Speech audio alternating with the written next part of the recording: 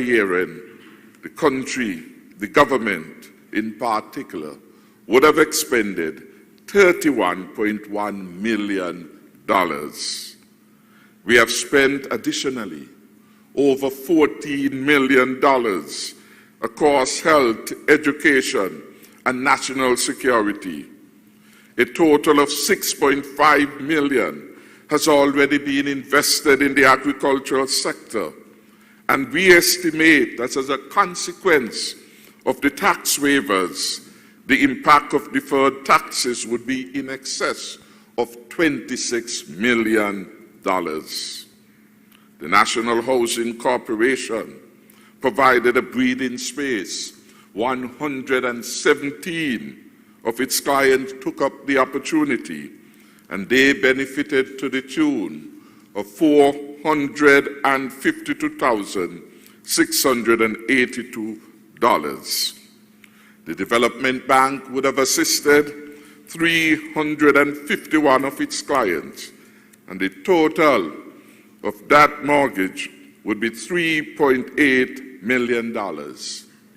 Lest we forget, we went even further and used our position at the Monetary Council to give support to a moratorium to all other persons who were involved with commercial banks in St. Kitts and Nevis.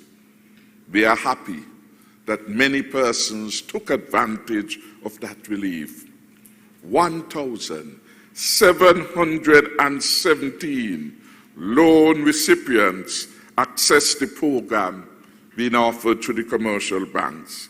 And the value of the deferred loan facilities put on by the commercial banks, National, Royal, First Caribbean, Bank of Nevis, etc., is in the region of $511 million. I want to repeat. As a result of the initiative to defer mortgage payment, which the Currency Union, the Monetary Council supported, in St. Kitts and Nevis, 1,717 persons with mortgages were able to get relief and mortgage facilities totaling over $500 million. To be exact, $511 million. No country in the region has been able to do what we have done. The range, the comprehensive coverage, and the timeliness of our response is worthy of commendation by all.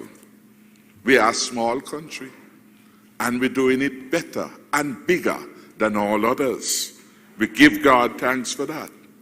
Mr. Speaker, we have not taken anything for granted. We as a government have been careful and deliberate in taking actions to ensure that we continue to build the resilience of our country so that we can recover in the shortest possible time.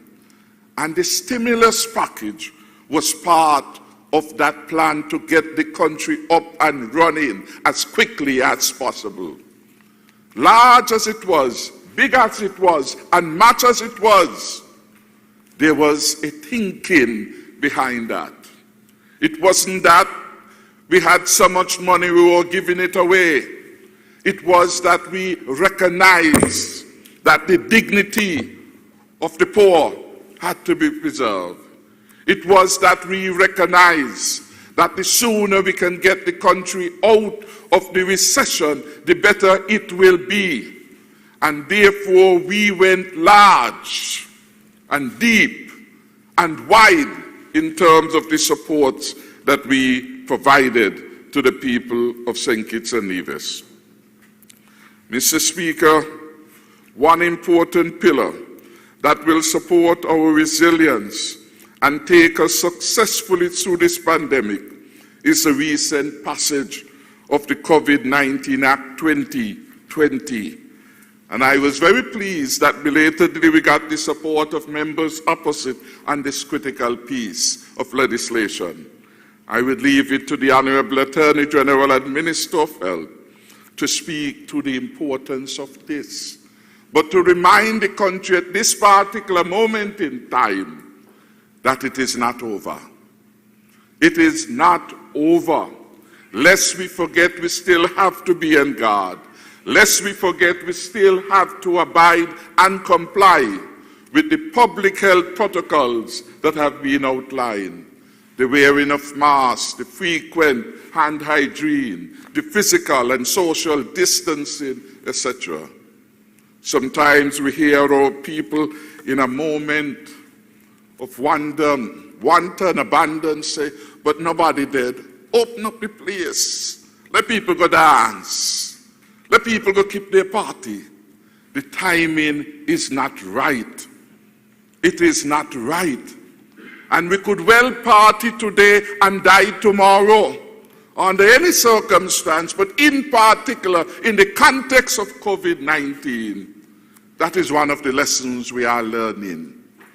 We have moved from a position with respect to COVID-19, where the world was concerned about the number of infections, how many million persons are infected, to now a critical criteria or criterion with respect to the assessment of one's ability to treat with COVID-19 is now how many persons die. Significant difference. No longer concern about living, denominated by those infected. Now the criterion has become how many persons died today in the USA, how many persons died today in Russia, how many persons died today in Antigua, in Jamaica. That has now been elevated because the reality is that COVID-19 is a disease that kills. And I don't want to believe that anybody will volunteer to catch a disease. And when you fail to abide by the rules, you're volunteering yourself.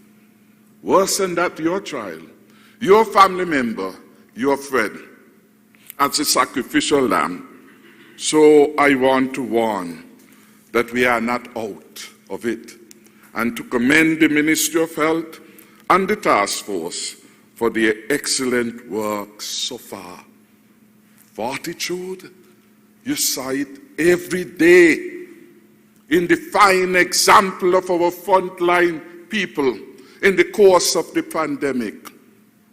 Not volunteering for disease, but recognizing that the moment in time had come and the moment demanded the best of their sacrifice, selfless contribution to the fight to defeat COVID-19. I want to commend the Minister of Health, and indeed, we have had two excellent Ministers of Health, the Honorable Wendy Phipps and the Honorable Akila Byron Nisbet, for their leadership, and the Permanent Secretary, Dr. Dolores Stapleton Harris, and the full team at the Ministry of Health for their leadership and support at this critical moment in time. And I extend that to all the frontline workers, the police, those at NEMA. You know who you are. The country owes you a debt of gratitude. Mr. Speaker, our budget in its allocation will ensure that we continue to fight this terrible pandemic, and we are able, as it were, to make the necessary adjustment, Mr. Speaker. This pandemic, Mr. Speaker, started out really as a health pandemic. And in a very quick time, it became, or it morphed into an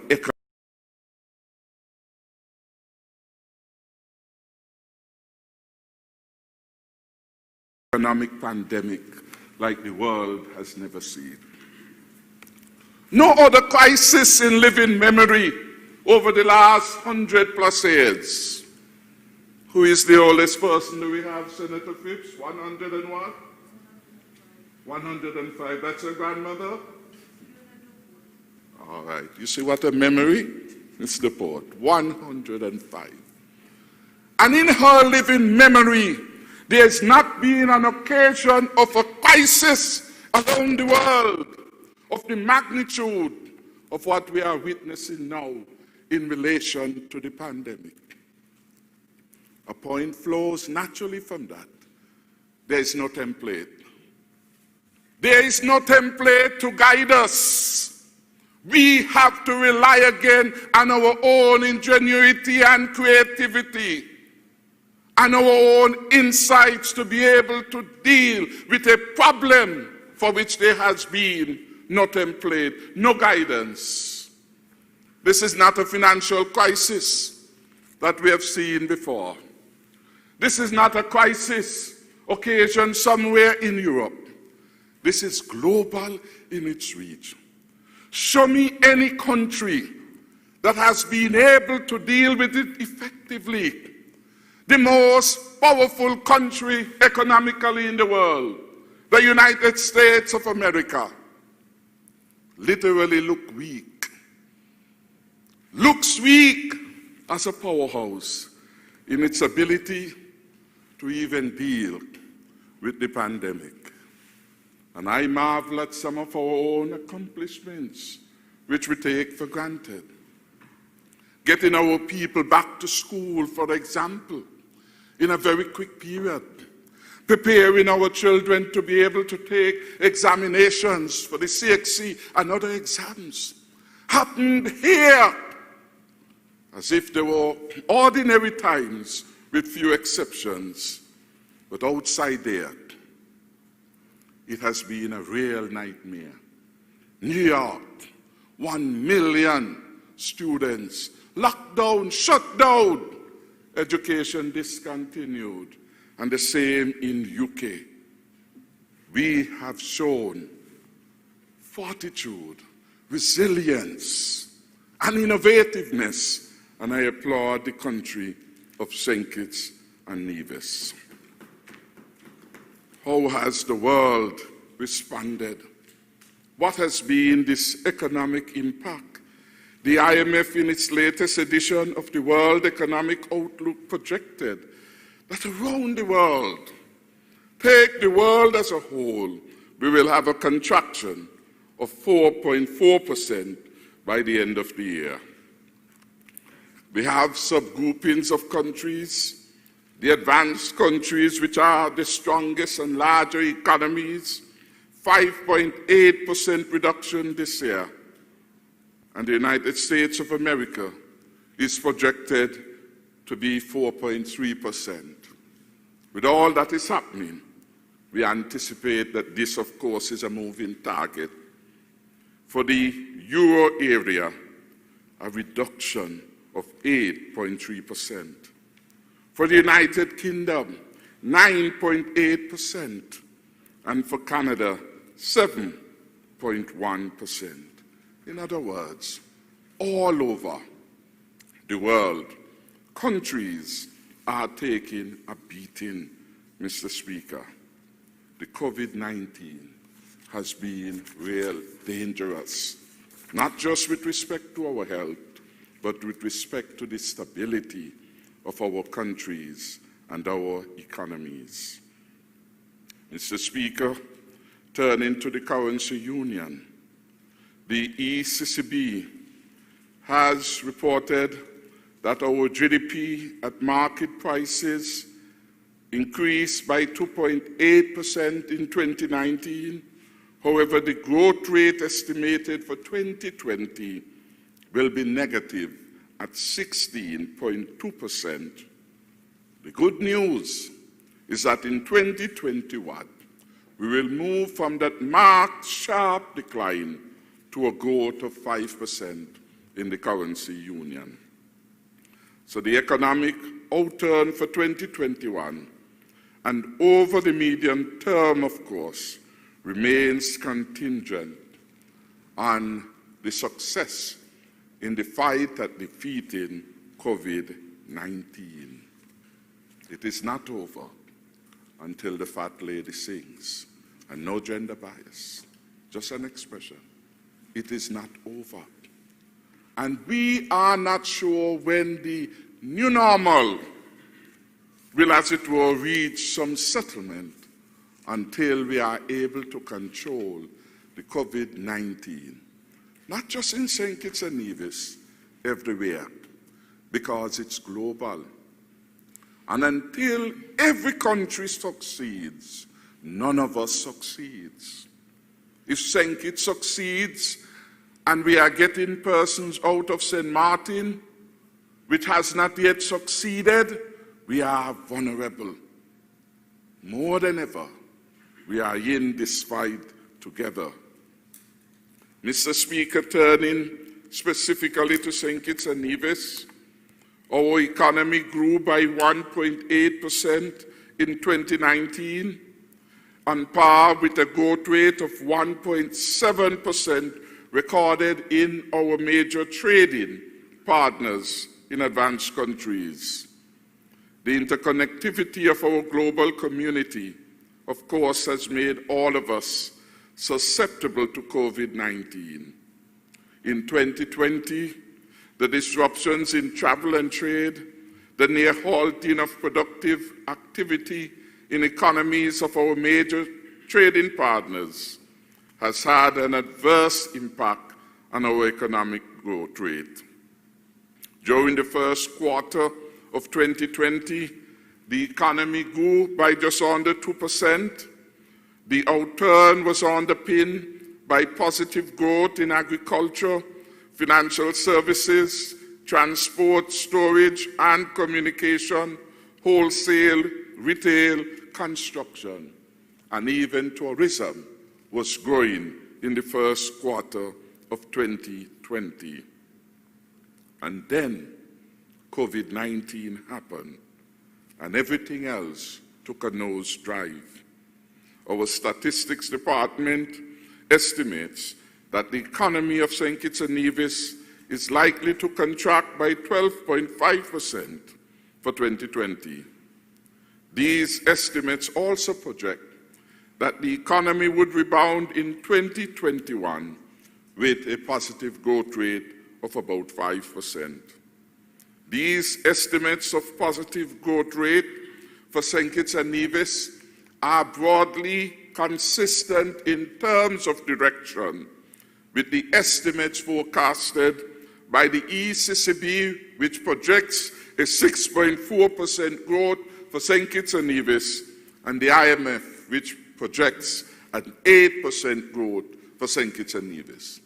Indeed, the IMF is saying that St. Kitts and Nevis will be the fastest growing country in the OECS, and indeed the second fastest growing country in 2021 in relation to the hemisphere.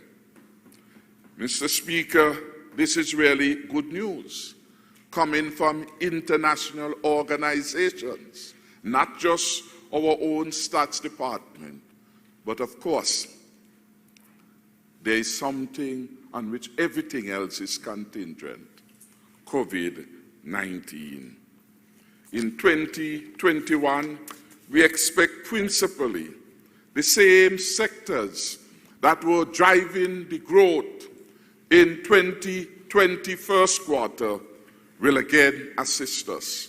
Construction, wholesale, transport, real estate, etc. For the context of the budget for 2021, we have used the most conservative estimate of growth of 5% in determining our budget predictions. Mr. Speaker, in these difficult times, we are mindful of the potential impact of any notable movement in prices, especially for persons who are suffering loss of income as a result of the pandemic. And therefore, in the course of 2021, the Ministry with responsibility for consumer affairs will keep a watchful eye on the Consumer Price Index. Mark you, for the first 6 months of 2020, the central bank and other publications have recorded that prices fell by 1.3%. The deceleration in overall price levels was influenced by decline observed in the services and non-food indices of just under 1%. Food and beverage index, however, moved up by 1% during the period.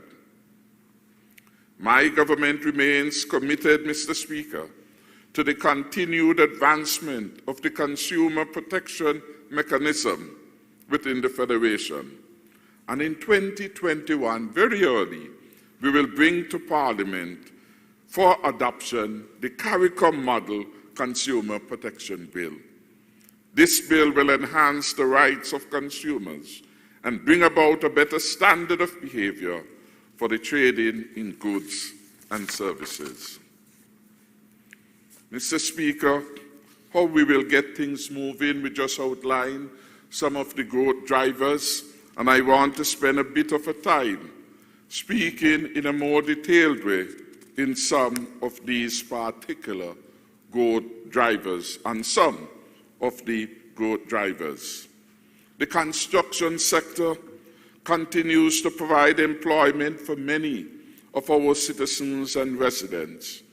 It is the primary source of income for many families. This sector is quite resilient, and my government will continue to make the necessary investments to further enhance that resilience and transform the economy. In 2019, the construction sector grew by 1.8%. This growth was primarily due to an increase in the contribution of locally financed construction activity coming from both public and private sectors.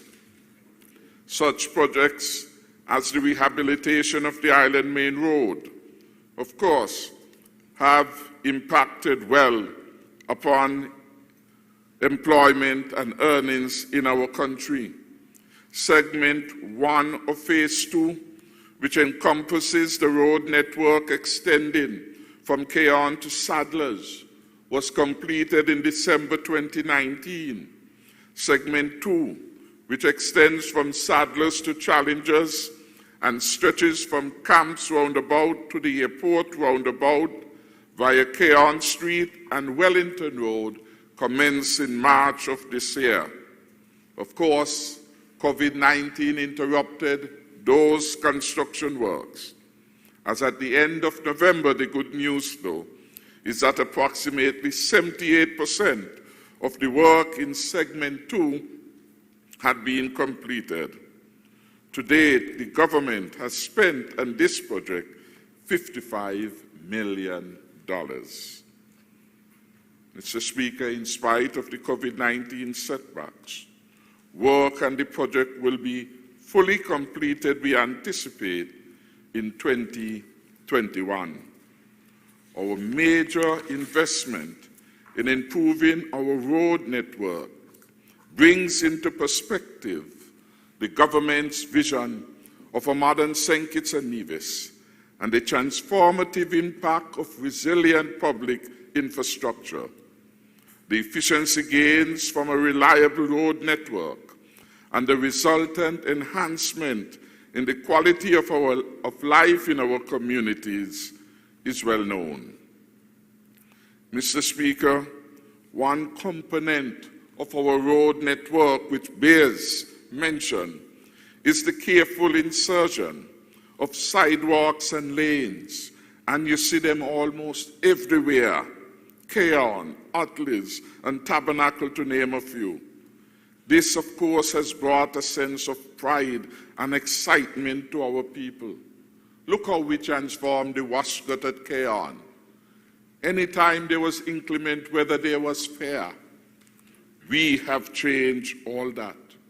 Look how Minister Hamilton has ensured that the sidewalk by the school, we have provided lanes for the safety and security of our people. This is in stark contrast to what happened before. 93 to 95, you had the resurfacing of the country's road network. Never happened again until the team Unity started this project. We shall bring closer to it next year.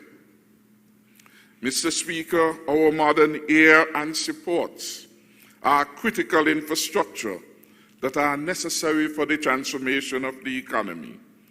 The government, therefore, will continue to invest in the upgrade of our air and seaport to facilitate travel as we transform our country and its economy. These upgrades are expected to support the ease of doing business and encourage investments. Notwithstanding the challenges faced in 2020, CASPER diligently worked to complete the rehabilitation works at the RLB International Airport. Those who come in have hailed the reorganization, the physical work that has been undertaken, infrastructural work at our airport. And then they begin to understand what we meant when we say that we are delivering on the promise of a stronger and safer future. We are setting the stage for the recovery of the tourism plant and the transformation of our country, even in the face of uncertainty and turmoil caused by the COVID-19 pandemic. Over the last 4 months, government made major investment and worked diligently to ensure that our international airport remains a safe space for incoming and outgoing travelers, as well as for those who work at the airports. We invested a total of around $3 million to retrofit the arrivals area and convert the VIP lounge into a medical screening room in accordance with the standard established by our national task force. So there is no VIP section now at our airport thanks to COVID-19. That has now have a new purpose, retrofitted as a medical screening room. Work was also done in the departure lounge to provide the required spacing necessary in the context of the new realities of fiscal distancing made necessary by COVID. Mr. Speaker, the ongoing works of a capital nature. We have worked, for example, with the CDB in doing an assessment of some of our coastal roads, in particular Fort Lands, that has been long in coming, the Irish Town Bay Road and New Guinea, and we are expecting, having completed the engineering designs, to prioritize expenditures in the near future in relation to those three areas, Fort Lands, New Guinea, that I have just outlined, and the Bay Road, Irish Town. It is expected that these projects will cost about $52.3 million. So when you hear that this small country has a budget just under $1 billion that the government alone will be spending in 2021, is to do all of these big things and more. It is to ensure that this government can provide moral leadership in the treatment of its employees. Some businesses had no choice, they say, but to lay off workers. This government every month has paid on time its employees. Some of them staying at home, and they are being paid. We must not take these things for granted. Elsewhere, closely, we hear countries say, well, we will not be able to pay. And what we will do, we will come up with a pay later plan for public sector workers. Not here in St. Kitts and Nevis. This is what, when you manage the country well, it allows you to do. When the rainy day comes, as it always will, we are in a strong position to be able to keep our head above the water. So, Mr. Speaker, we will continue to provide support in 2021 for the construction sector. We will partner with private sector and, of course, with state-owned corporations to ensure that we incentivize the construction sector. One example of that is the partnership, not partnership, but public-private sector engagement we had with TDC in the build-out now or the construction of Joa's Garden residences, which will soon be in full swing. And we have taken similar initiative. For example, reduce the stamp duty on real estate option of the CBI program to about 2.5% to facilitate construction work. Mr. Speaker, we are heartened by the reports of a number of public and private residential developments. We expect in 2021 to see the build-out of Kisola Boutique Hotel, Paradise Suites, and I mentioned Doors Garden. We also expect to see significant villa and condominium development at the Royal St. Kitts Hotel. This, of course, will add impetus to the economic activity in the country. Agriculture, Mr. Speaker, has been an underserved sector of the economy, but we understand how important food safety and food security are to the country.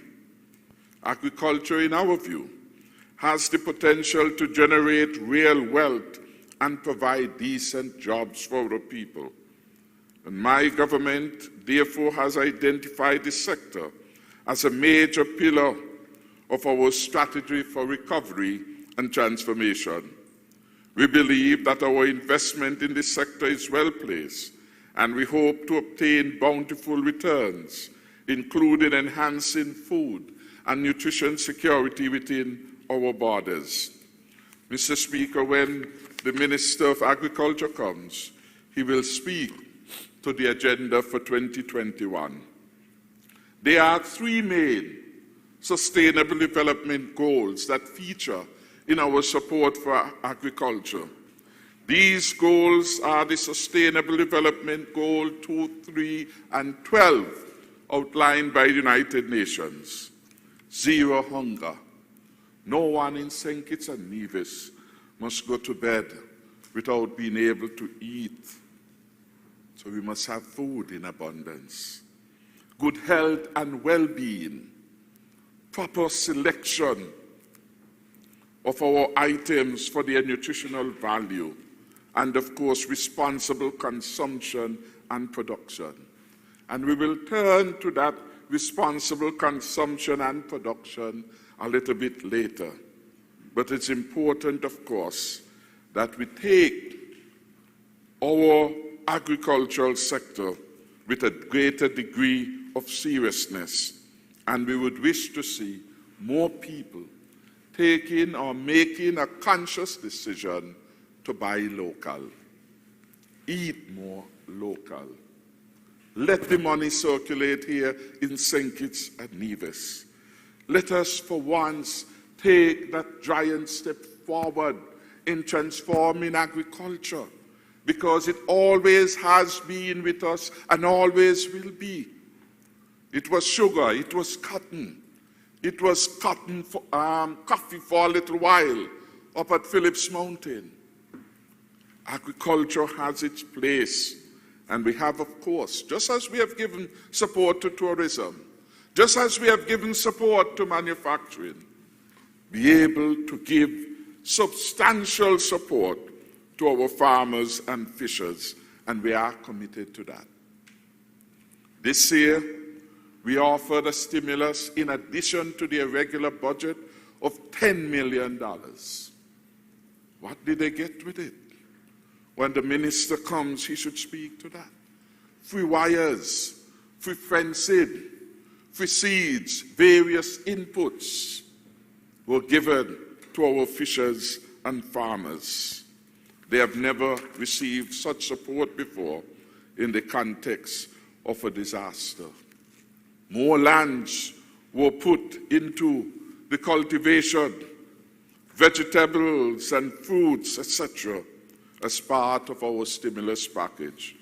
And in the formulation of this budget, we have put aside an additional $3 million as a further stimulus to support the agricultural sector.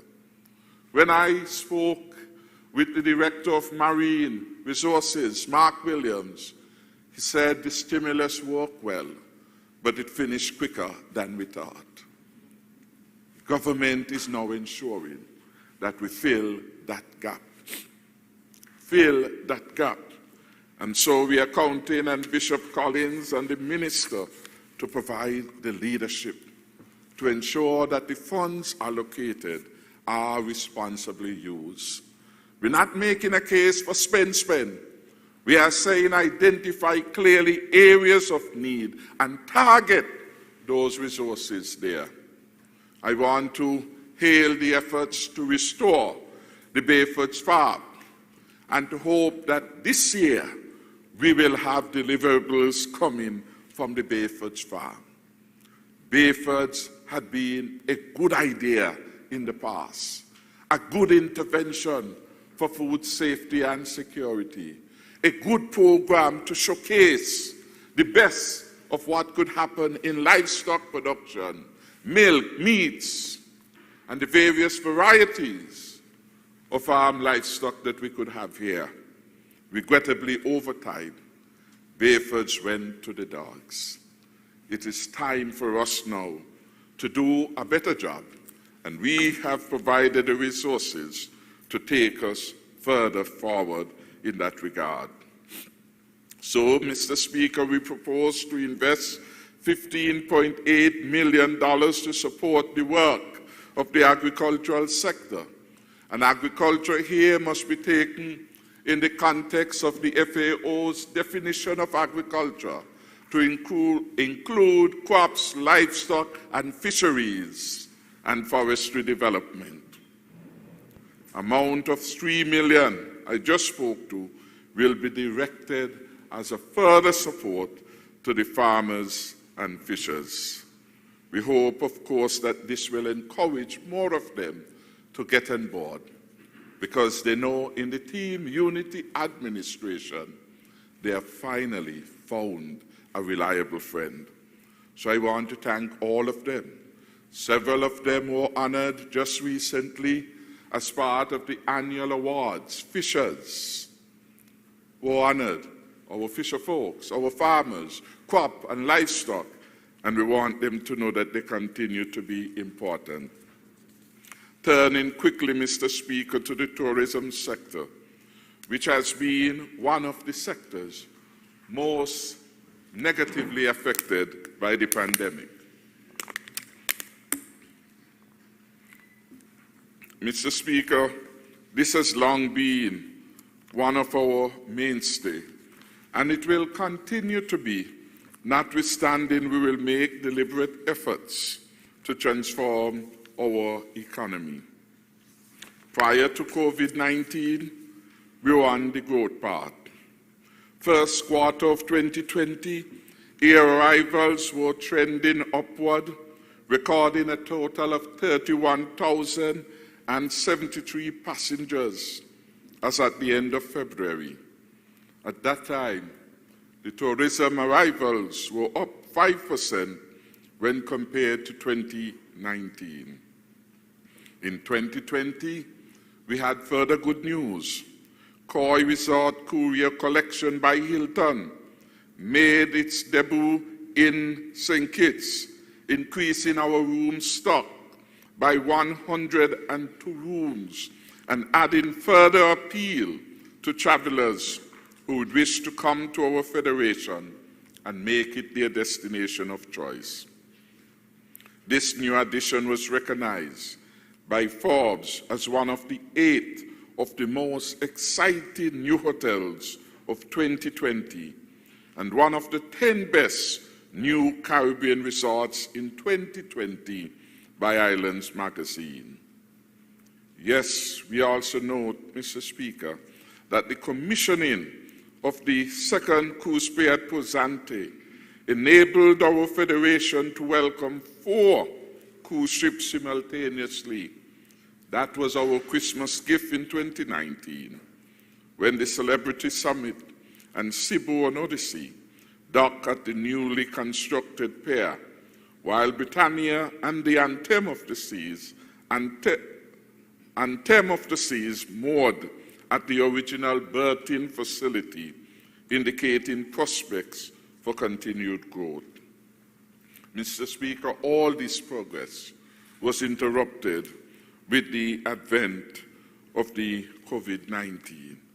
And regrettably, many persons who had relied on that subsector for support lost their job.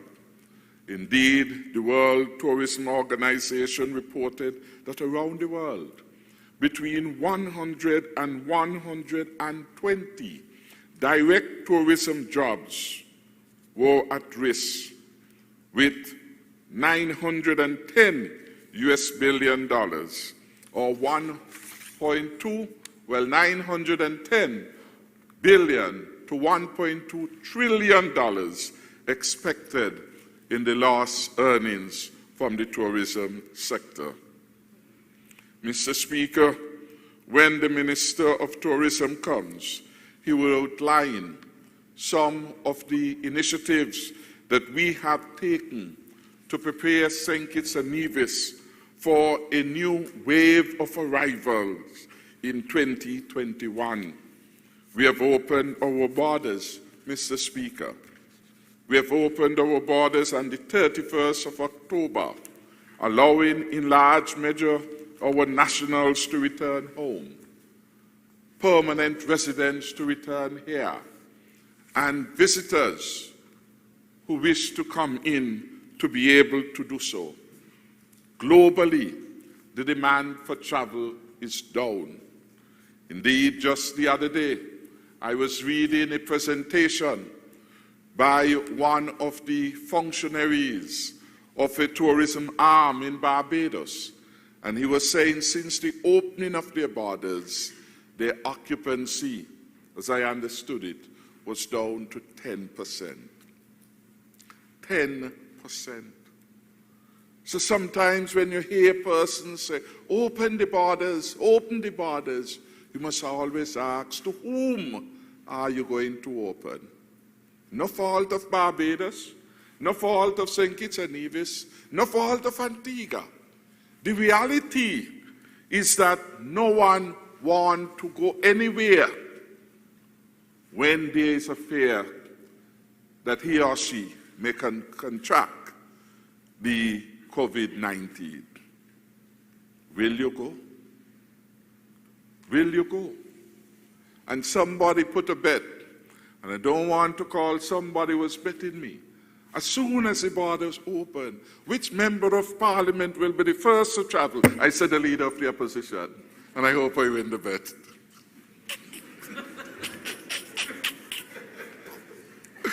Mr. Speaker,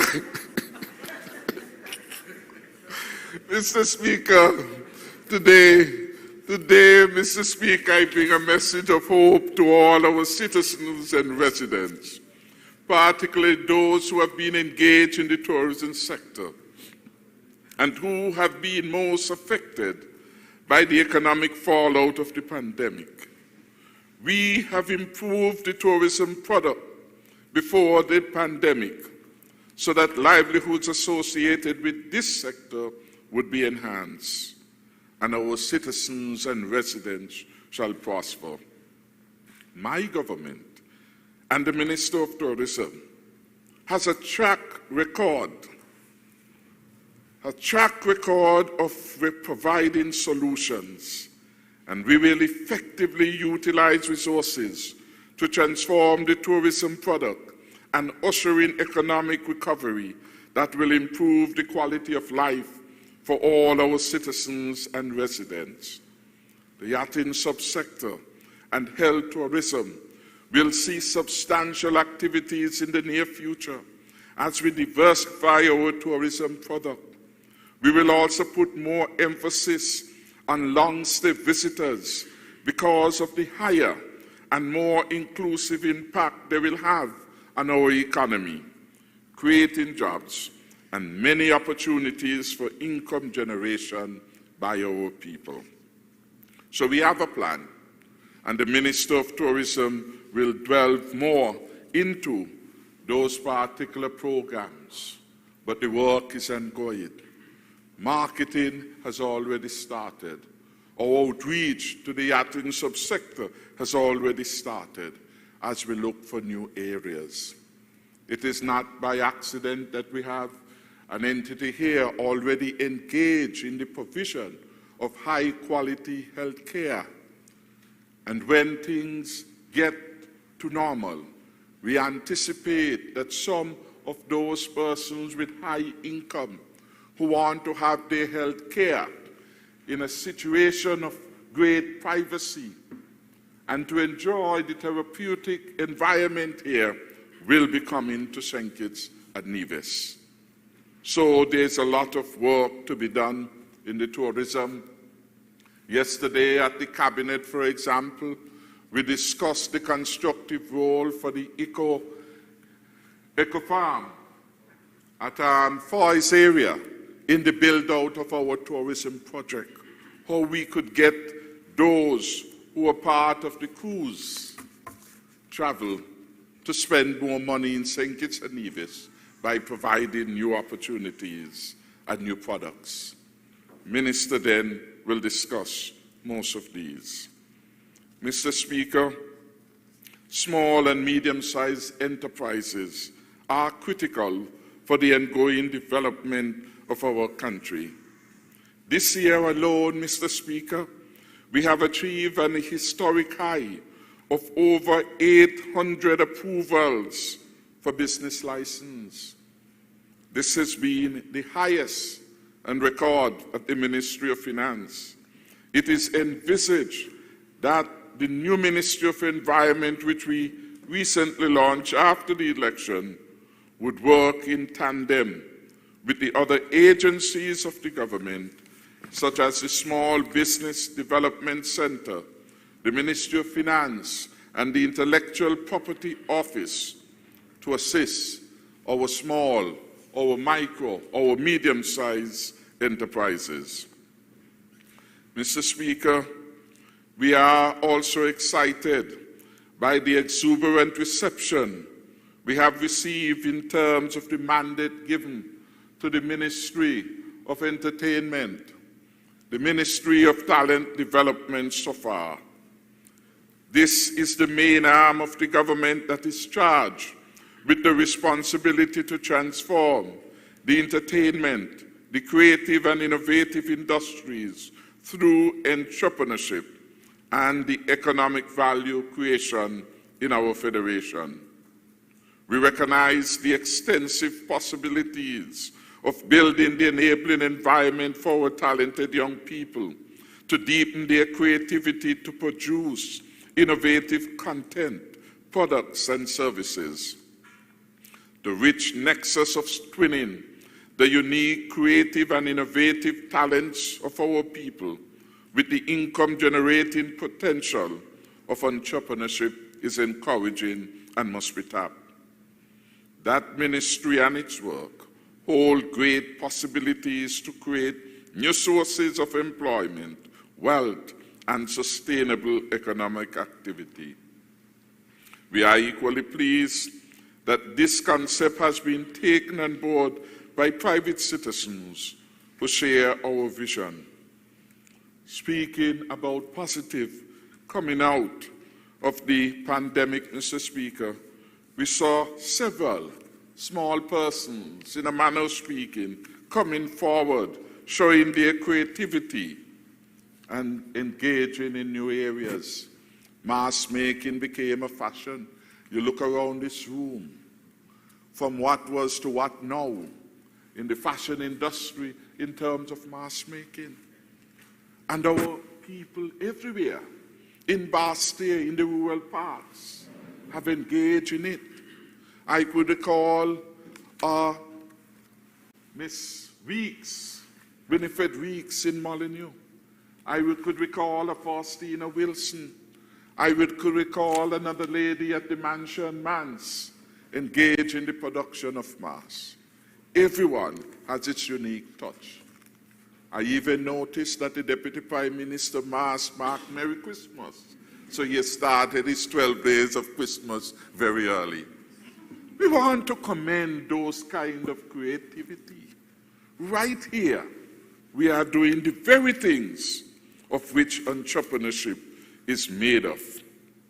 I want to commend in this regard the work of the recently established Professional Association for Creativity and Entertainment, PACE, and the Robotics Association in helping to organize the persons operating in the sector to form non-governmental organizations. These types of organizations are not only useful in terms of giving a voice for their members, but by their collective ability to create value-added and joint ventures. Mr. Speaker, the members of the PACE, this new association of entertainers, are led by Mr. Azem Bailey. Azem is one of those persons who had gone abroad, invested in the professional development of one involved who could provide support services to the entertainment industry, and I want to commend his leadership now.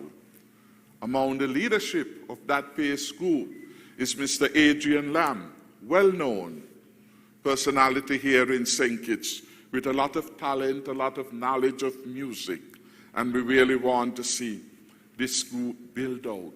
We really want to see this become the genuine, legitimate representative of entertainers in the country. I want to commend Minister Byron Nisbet because she has been engaged with that group in a very significant way as we attempt to formulate policies, some of which she will outline, to take that new area of engagement in a more constructive part to contributing to the economic build-out of our country. Mr. Speaker, one other important area in terms of our support for entrepreneurship, small and medium-sized entities, which I wish to make reference to, is the work of the Intellectual Property Office. In our view, this office would play a critical role in the ability of our Ministry of Entertainment and Talent Development, etc., to add value to the creative industries. Close collaboration between these two entities would be necessary as the office plays a vital role in providing the necessary legal protection for creative work, while at the same time helping to improve the ease of doing business for emerging small entrepreneurs. The Intellectual Property Office continues to receive the support of international partners such as the World Intellectual Property Organization and the European Intellectual Property Organization to advance its work in areas such as the review of existing patent and trademark legislation.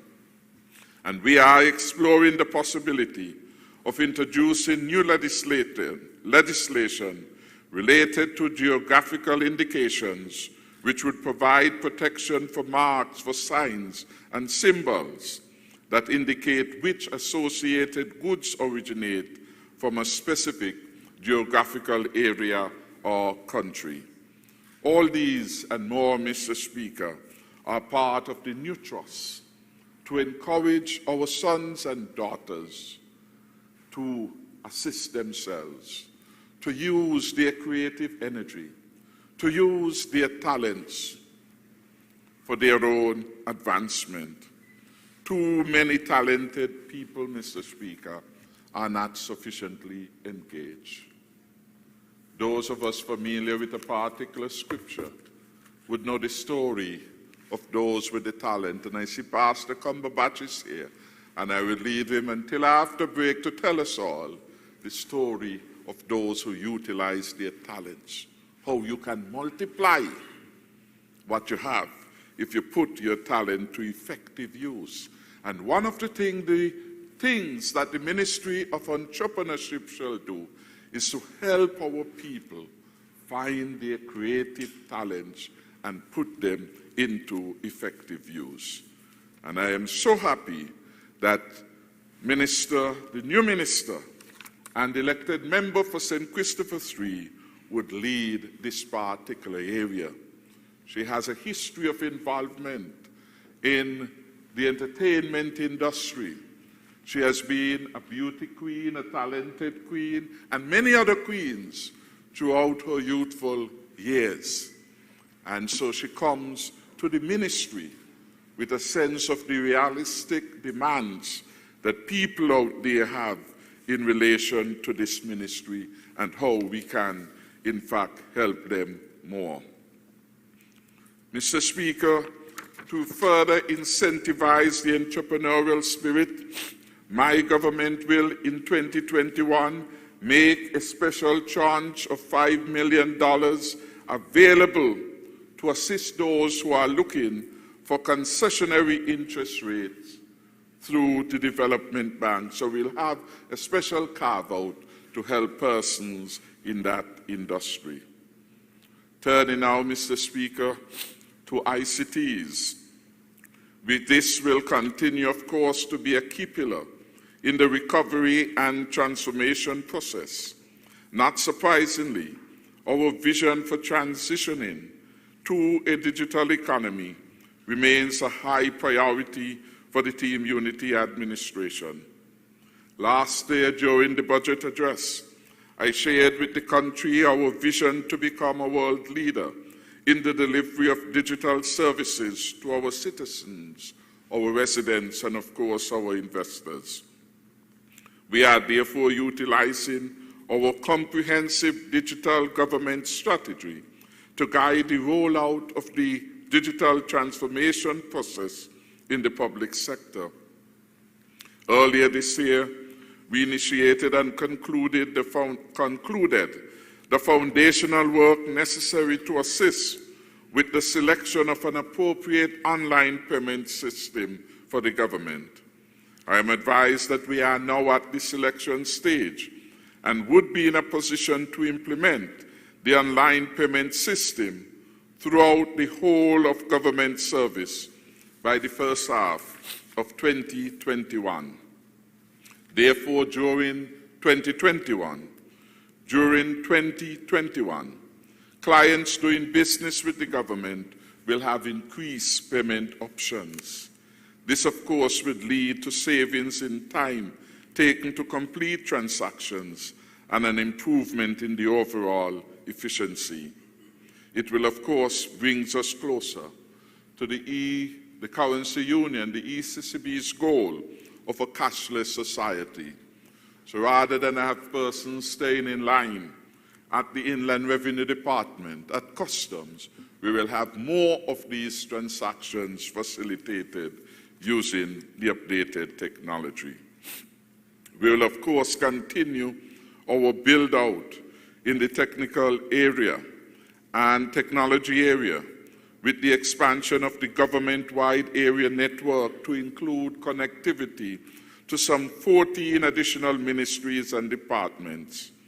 This expansion, I'm advised, will provide a secure ICT infrastructure for more reliable network connectivity as we integrate more of our operations via the internet. Cybersecurity remains of paramount importance. To ensure that the overall cybersecurity posture of the public sector is improved, the IT department has been engaging in discussions to develop a cybersecurity framework that will facilitate cyber resilience and allow for real-time threat assessment. We would also develop an action plan for mitigating the risks of breaches that could compromise our critical IT infrastructure and services.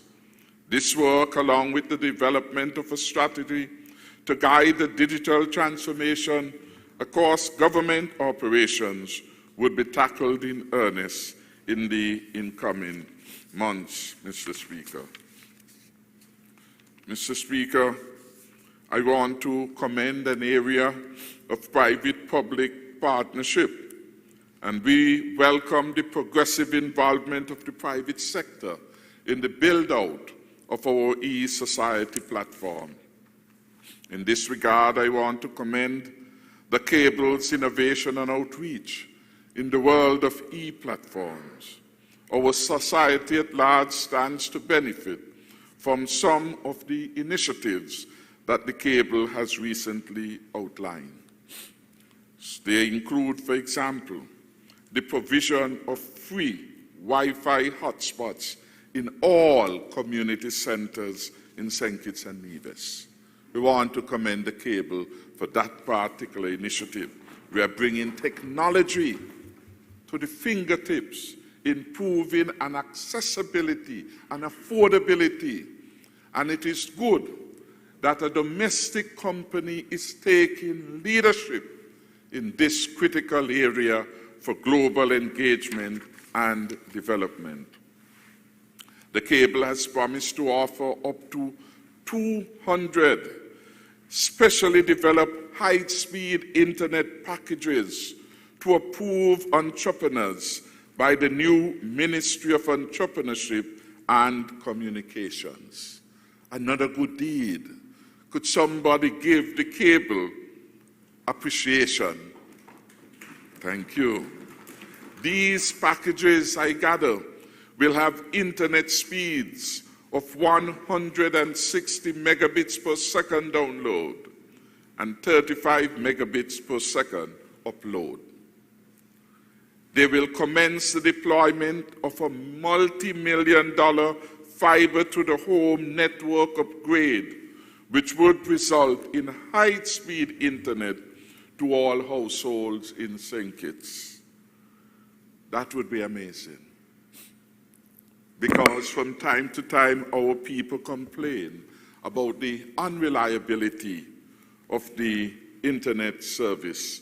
And we are happy now that through the fiber-to-home network initiative, we will have high-speed, reliable internet to every household.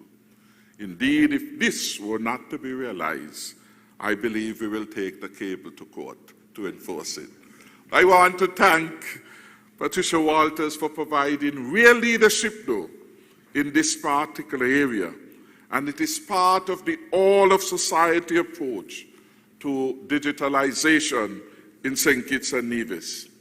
I see Mr. David Lake from Floyce here, and I want to encourage him and all the other critical service providers in this area to aggressively match the cable's endeavors.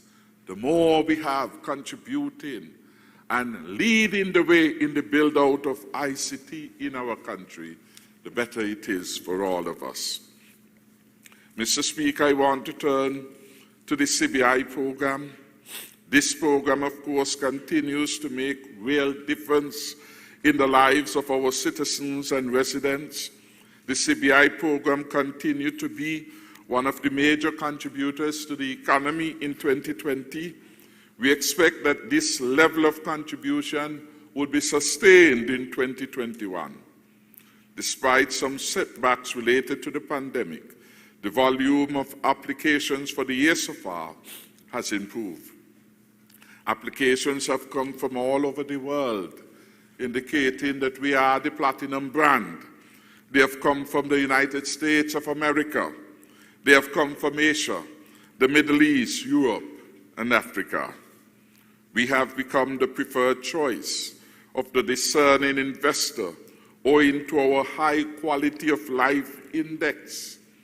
And again, when we go through the UN publications and we look at the quality of life measures, you see St. Kitts and Nevis, the smallest independent country, looms large ahead of many others. And this is noticed by people who are wanting to make a choice in terms of the country they will adopt. So the quality of life index is an important indicator. The strength of our passport and the recognition that we are the oldest and the best, we have a reputation to protect. Our CBI program continues to be ranked as one of the best in the industry. The latest Henley and Partners Passport Index ranked St. Kitts and Nevis #1 in the OECS and #2 in the Caribbean, with visa-free access for a total of 156 countries. I want to commend the Minister of Foreign Affairs for assisting in the build-out of our diplomatic footprint. 156 countries to which we have visa-free entry or ease of visa on entry to their port. I gather that we have just increased it by one, so we now have 157 countries to which we have ease of entry. This is no mean achievement. Countries all over the world, more powerful and larger in terms of the economic space, their citizens don't have the privilege of moving and getting welcome in other countries. India, for example, is a powerhouse in technology, in its diversification of its economy. Indians have problems in terms of the level of access they have from country to country. And all over the world, you have countries like that. Right here, St. Kitts and Nevis has visa-free access to 157 countries.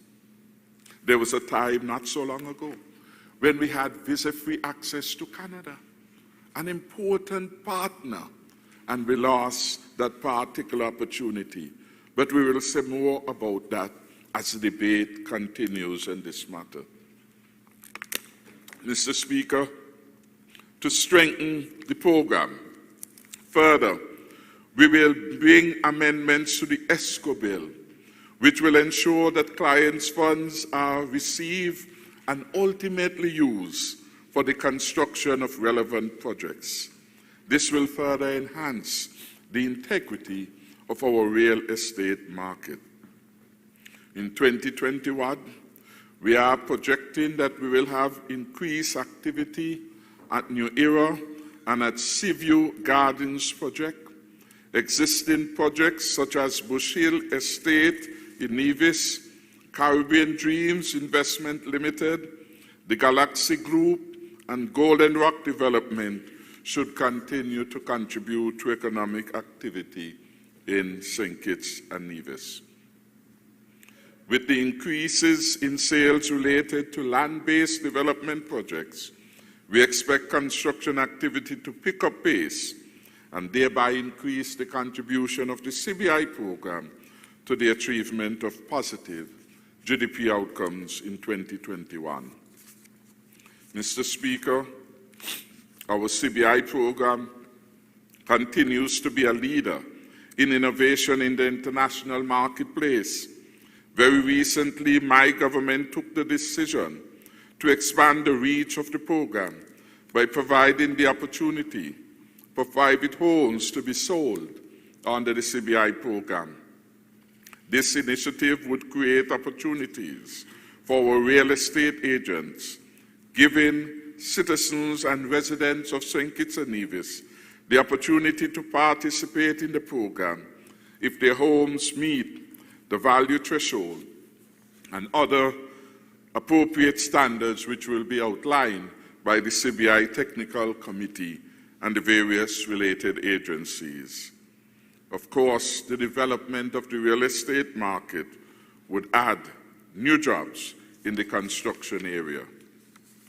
The Cabinet also agreed on what we call the alternative investment option to be used for privately supported projects which are in sync with clearly outlined government initiatives. Mr. Speaker, the environment in which our CBI program operates is highly competitive. We have to maintain our platinum status and utilize it as an instrument to facilitate economic growth and expand the fiscal and economic space of our country.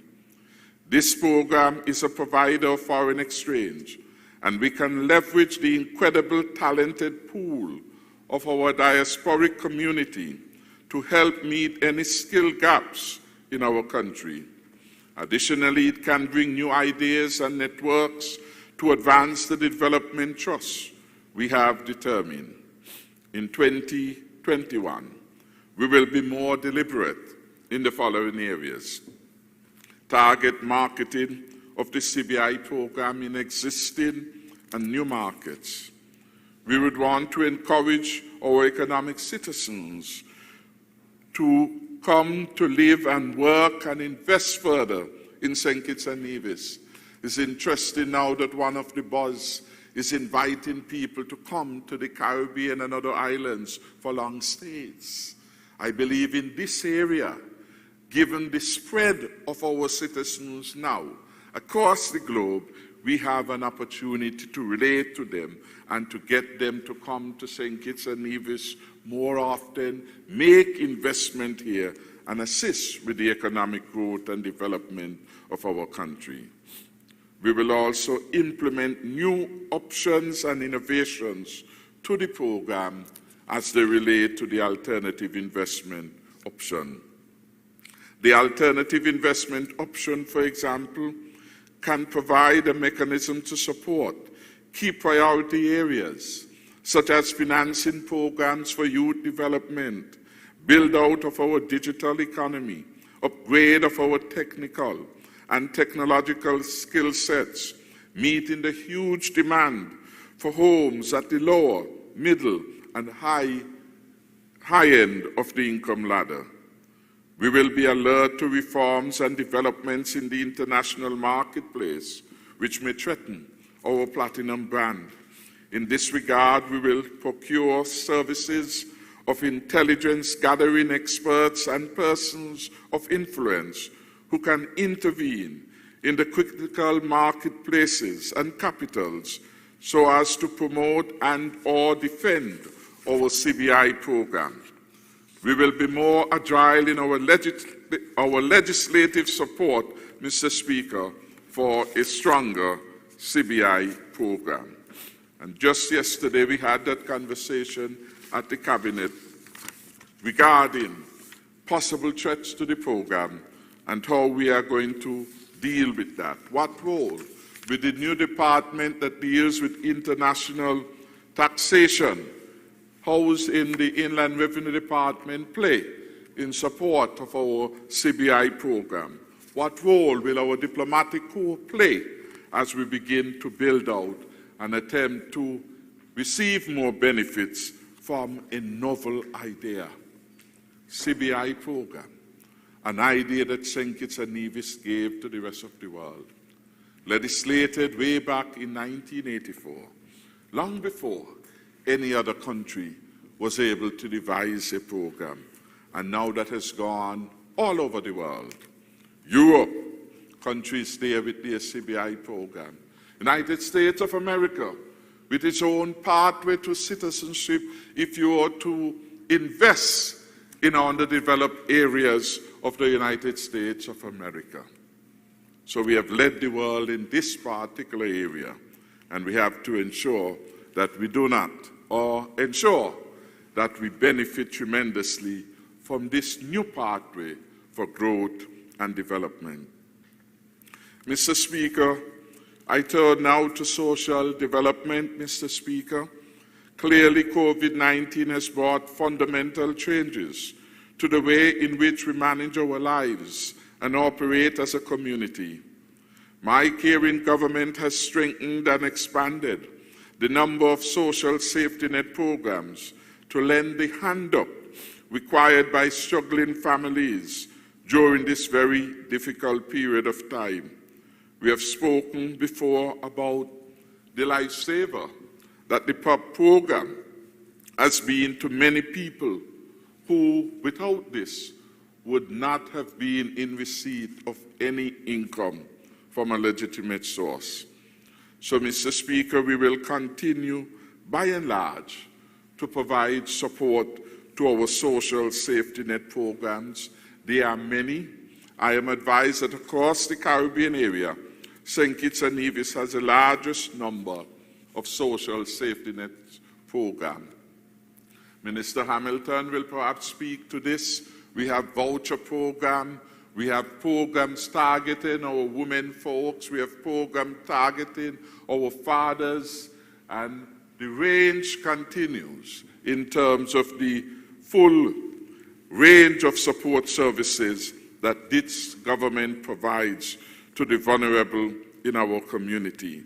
And we give the assurance, and the 2021 budget estimates provides for the build-out of the support to those various programs.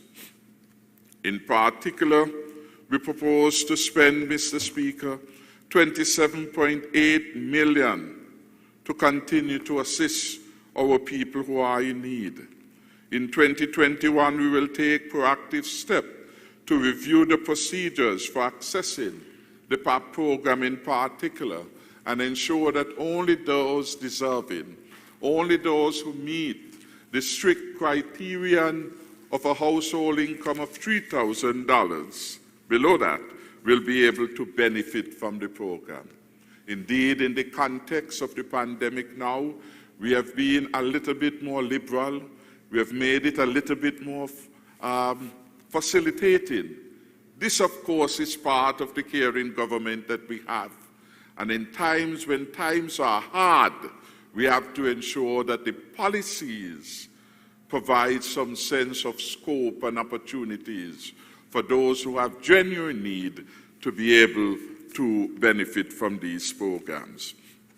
Next year, however, all things being equal, we will review the program and we will ensure that the goals we had set early with respect to the PAP program and other programs, that they are in fact being adhered to.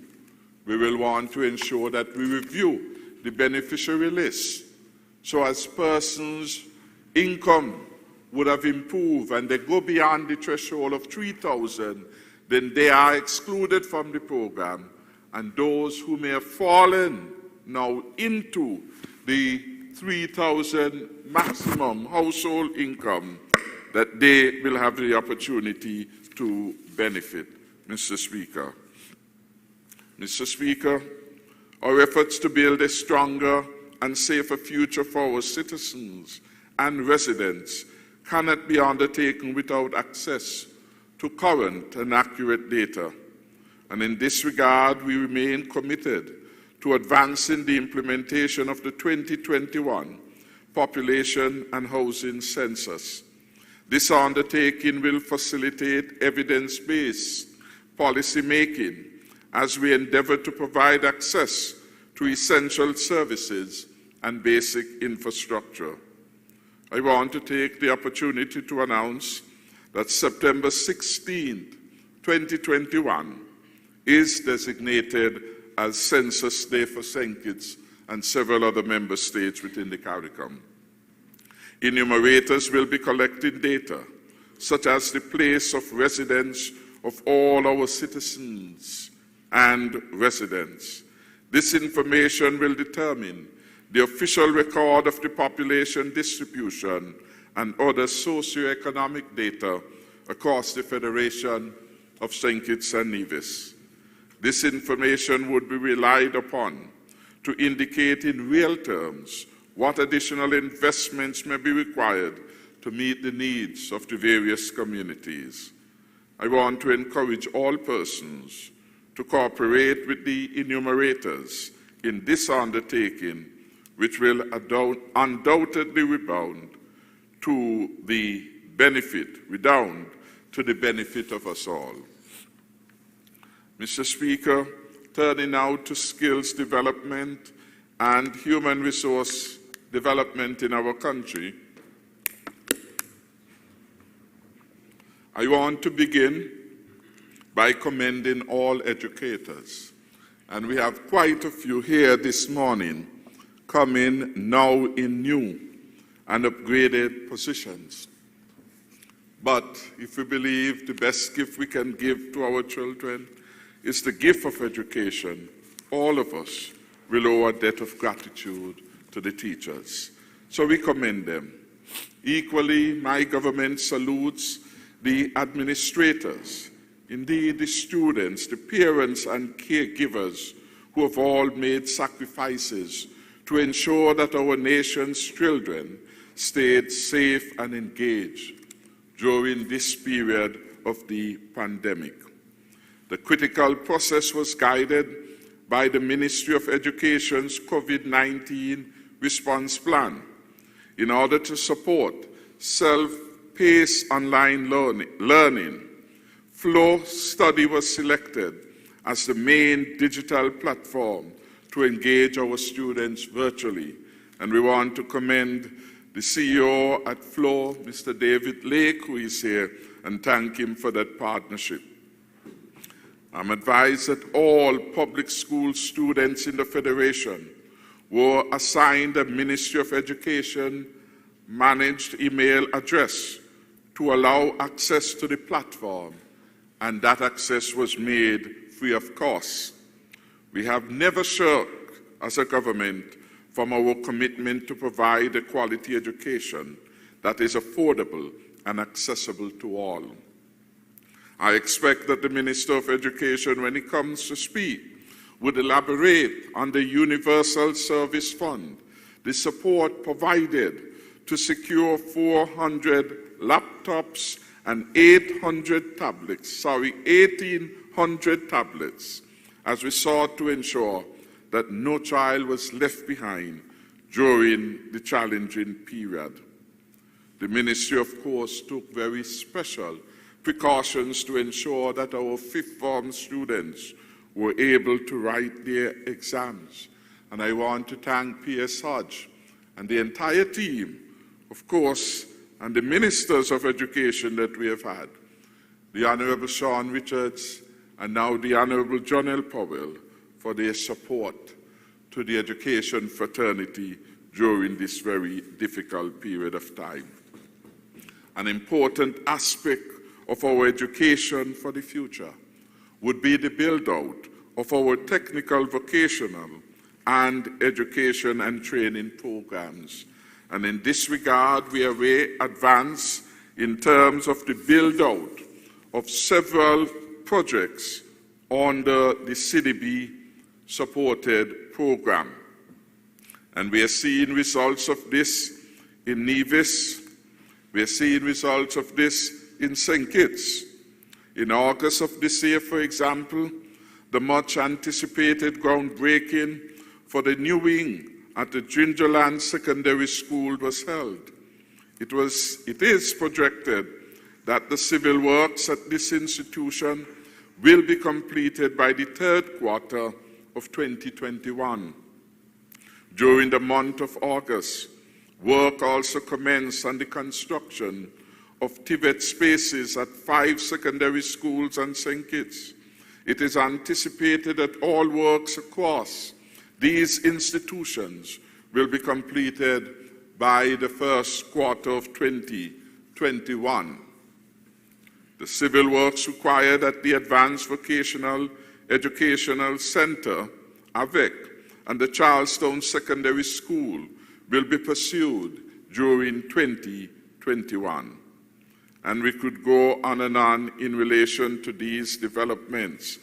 The certification of 20 teachers in assessment verification, the training of all principals and deputy principals in TVET leadership are all important developments in our education sector. The Master Instructor Training at the Caribbean Vocational Qualifications CVQ Level 4 is now being offered to 10 teachers who are engaged in training and development.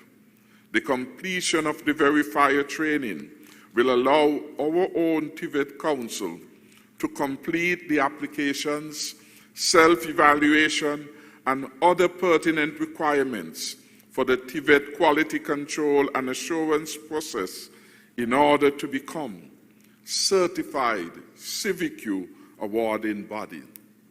When this happens, This will be a historic moment for us in terms of TVET education and a real accolade to our leadership in providing a quality education in the region.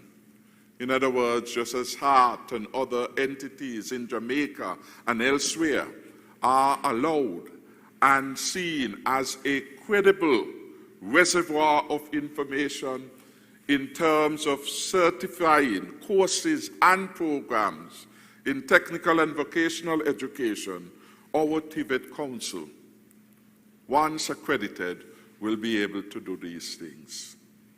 Then we could certify more persons fit for work right here in St. Kitts and Nevis. Mr. Speaker, during 2021, the Ministry of Education will advance the implementation of the 2017-2021 Education Sector Plan. And of course, we will try to make up some of the time lost in the build-out of this plan as a result of the pandemic. Mr. Speaker, importantly, in support of the work in education, it has been proposed that the Ministry of Education would be provided with $75.2 million in the upcoming fiscal year for carrying out its recurrent programs and activities, and a capital budget of $28.8 million. These resources would assist the ministry to continue to build the resilience and support systems necessary to improve on the delivery of quality education. I should say, as part of the capital projects, we expect to advance on the new Bastia High School in 2021, and we have made the provision of the resources for this important project. Another area over which we don't make a lot of noise and fanfare is the consistent support of our government to our citizens who are pursuing tertiary education. For 2020 so far, we have expended about $10 million to assist our students at UE, at UVI, at Monroe College, in Cuba and elsewhere in the pursuance of their studies. This high level of support will continue in 2021. We will continue, of course, to invest heavily in the development of ICT and in its use for the facilitation of some aspects of the government's delivery of service to our people. This is a worthwhile investment, but it would be equally beneficial for the government to invest in the training and reorientation of the officers of the public service to improve their interpersonal and customer service skills to serve the general public with greater courtesy, efficiency, and professionalism. We want a friendly feel when persons engage the front line of the government. And we want our civil servants to make time for members of the public who come to access service from their department. This is critically important. We are a government for and by the people, and it must be reflected in the way we treat the members of the public. Our government is committed to putting in place a new paradigm in which all public officers will be given periodic evaluation of their performance on the job. In fact, this is something that should be continuing. The employees must know where they are, how they are advancing, how they are retrogressing. And of course, we will require that all civil servants adhere to the code of conduct and other relevant rules of engagement which are in force to guide their performance. This is in the best interest of our country in the development of its human resource.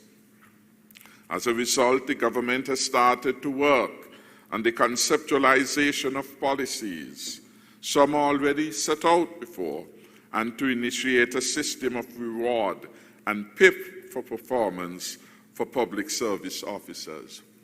One of the perhaps areas which we have to look at. How do we reward those officers who are going beyond the call of duty in a consistent way? Can the system historically, which has been there from ancient times, whether you work well or you work mediocrity, that you will get your increment? Can that work? Can that create a modern 21st century public service? And the answer is no. And so we have a team of persons which will build out in 2021 that is doing some work in this area. Ambassador Extraordinary Plenipotentiary, His Excellency Vance Amory, is providing some leadership in this matter with our Chief Personnel Office. We have support from Dr. Hull, our ambassador at the OAS, and he has a professional team which we hope to bring on board to assist us in moving this particular aspect of our public service life into greater reality. Mr. Speaker, we have been focusing a lot, of course, on healthcare, and the fight to defeat COVID-19 is a critical part of that. I anticipate that when the minister comes, she will spend quite a bit of time not only on COVID, but on other areas. The Ministry of Health's motto is people first, quality always. And of course, we see that reflected in everything that we are attempting to do as we build out a first-class health sector. We have had support from the government of Cuba in the provision of some 34 health specialists to assist us in the fight against the pandemic. 28 of those health professionals were assigned on St. Kitts and 6 on Nevis. The medical specialists have expertise in intensive, critical, and pulmonary care, and they have been mobilized to support our health delivery, not just at our hospital, but at our community-based health centers. I think the entire nation would join me in saying thank you to the government and people of Cuba for their support in providing the requisite expertise. We also want to thank our regional and international partners for their support. The government of the Republic of China, Taiwan, has been a solid source of support throughout this pandemic. Personal protective equipment, etc., time and time again.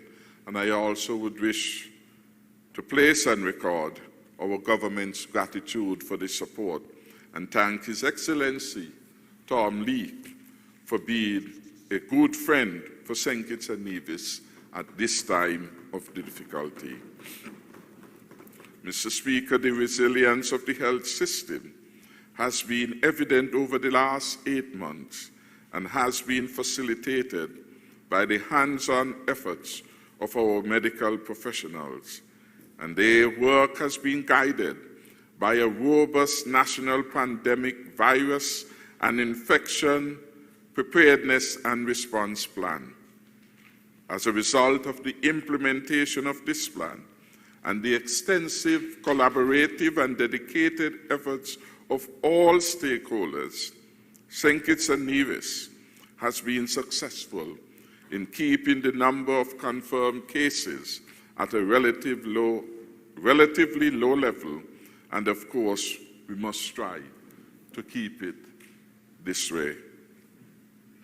Mr. Speaker, in addition to the $62 million allocated in the 2020 estimates, we have expended an additional $12.4 million in the fight to defeat COVID-19 here in St. Kitts. That's 12.4 to the health sector to facilitate the purchase of medical equipment, supplies, vehicles, etc., Mr. Speaker. I want to thank all for their support for the efforts of the Ministry of Health as a lead ministry in this fight to defeat COVID-19. I want to say that we have been proactive active, Mr. Speaker, and as there's news about the vaccine, to say that our early payment into the COVAX facility will secure our access to safe and effective COVID-19 vaccines. It is expected that the Caribbean region would see the first delivery of vaccines on or before the second quarter of next year. And we hope that the delivery will be expedited, of course, but that matter is not entirely in our hands.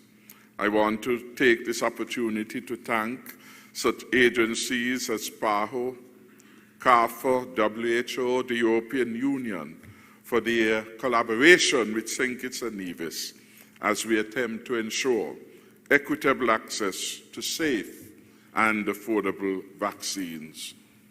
Mr. Speaker, the government understands the maintenance of good health is critical in this fight to control the virus. The Ministry of Health continues to advance the objectives outlined in our Health Strategic Plan for 2017 to 2022.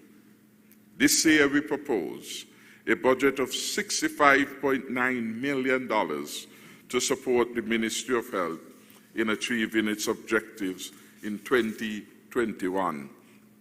And of course, Mr. Speaker, several initiatives such as the construction of the St. Peter's Health Center, for which we broke ground in September this year, September 2020, the build-out of that work will continue. We commit to the people of St. Peter's that by this time next year, they would have already moved in to a new and improved healthcare facility. That pleases the member for number 8, and all of us for that matter. Mr. Speaker, on the matter of public safety and security, I want to thank all the various agencies for their invaluable contribution to the national effort to prevent the spread of the COVID-19 virus. Of course, in the forefront, we would know of NEMA, the National Emergency Management Agency. We would have seen Commissioner Brandy and his team, all the ranks of the Royal St. Christopher Nevis Police Force. We will know of the contribution that our St. Kitts and Nevis Defence Force has also been playing. The management and staff of the Customs and Excise Department and our Immigration Department, all of them have been at the front line, attempting to keep the country safe, and we want to commend all of them for their efforts. And we certainly will find good ways to reflect our appreciation for the risks they have undertaken on behalf of our country. The Ministry of National Security, Mr. Speaker, has remained focused on achieving its mission, that is to implement strategies and provide resources to improve the national security architecture, human capital and resources in order to ensure that the Federation of St. Christopher Nevis continues to be a safe place to live, to work, to do business, and for persons to visit. And we have significant capital projects that have been supported in the 2021 budget, including the completion of the state-of-the-art police station, which will serve the town of Sandy Point and surrounding communities. This is expected to be completed in 2021. The facility is located at High Point Commercial Development, and it is expected to fulfill its role as a multi-purpose complex. So there we have police, we have fire, we have customs and excise, and we have a magistrate court, all being accommodated at the single site. That, of course, hopefully would have resulted in cost savings to the people of St. Kitts and Nevis. I want to thank the contractor, Mr. Skeet, for his work so far, and wish that projects to be delivered, of course, on time and within budget. Mr. Speaker, substantial resources were provided for the construction of the Newcastle Police Station, which was commissioned on the 3rd of December this year. This facility also provides accommodation for the St. Kitts and Nevis Fire and Rescue Services as we continue our efforts to create multi-purpose outposts. And we, Mr. Speaker, are committed to provide a new fire tender. And these, in the good old days, we would say the fire truck. They are now described as fire tender. And they come at a cost of over $1.2 million, according to the fire chief. So we are committed to that support for the Newcastle Fire Hall. And of course, we have identified for repairs and renovation all the police stations in the Federation, starting with the Charlestown Police Station. That's the pick of the Commissioner of Police. Mr. Speaker, in order to enhance our crime detection capacity, government has made considerable investment in technology to ensure that our security forces remain ahead of the efforts of those who attempt to run afoul of the law. And in this regard, Mr. Speaker, we have developed our forensic lab at Tabernacle. We are providing it with well-needed materials and support. In 2021, we will procure a specialized forensic vehicle. This, I'm advised, will allow the department to securely transport the sensitive forensic equipment and evidence collected, as well as improve access to remote crime scenes. This will further enhance the integrity of the investigative process. Moving forward, the Forensics Department will pursue opportunities for specialization and international accreditation of its staff. We aim to achieve accreditation for the provision of professional forensic services to the wider OECS. Little is known of some of the things we are now able to do as a law enforcement arm in St. Kitts and Nevis. When St. Lucia was overwhelmed with homicides, it was to St. Kitts and Nevis Forensic Lab that they looked for support, and we were able to provide that support here. We are thinking forward. We are thinking positively that with the kind of equipment we have in that facility at Tabernacle, we should seek international accreditation. And I want to thank the head of that unit, Ms. Marshall, not sure if she's here, who has provided very good leadership and have brought good results. Mr. Brandy, at the appropriate time, must speak more of how important that forensic lab has been to the solving of a number of crimes that have impacted our country over a long period of time. We have been able to bring closure. So I want to commend the efforts there. As part of our support again for law and order, and for the last couple of years, the country must be aware that we have not shirked from the provision of adequate resources for law and order. Last year, we came with a budget of about $99 million. This year, we come with a budget of somewhere $80+ million for national security. We want to continue the build-out of our closed-circuit television, CCTV, surveillance system across the Federation. We have completed the installation of over 300 cameras in the Bastille area, and we have embarked upon the installation of additional cameras in the rural areas, with a total of over 400 of them at the end of September 2020. Due, of course, to the COVID-related setbacks, the work is not complete, and so we are anticipating that by next year, first half, we will be able to scale up and complete our CCTV initiative, not just on St. Kitts, but also on the island of Nevis, where 380 cameras will be provided. We are doing significant work with Motorola, and we have signed agreements with them in collaboration with Digicel that would help to improve the use of our handheld radios and improve the ability of our security forces to gather intelligence, manage and respond to activities, and improve efficiency in the performance of essential functions.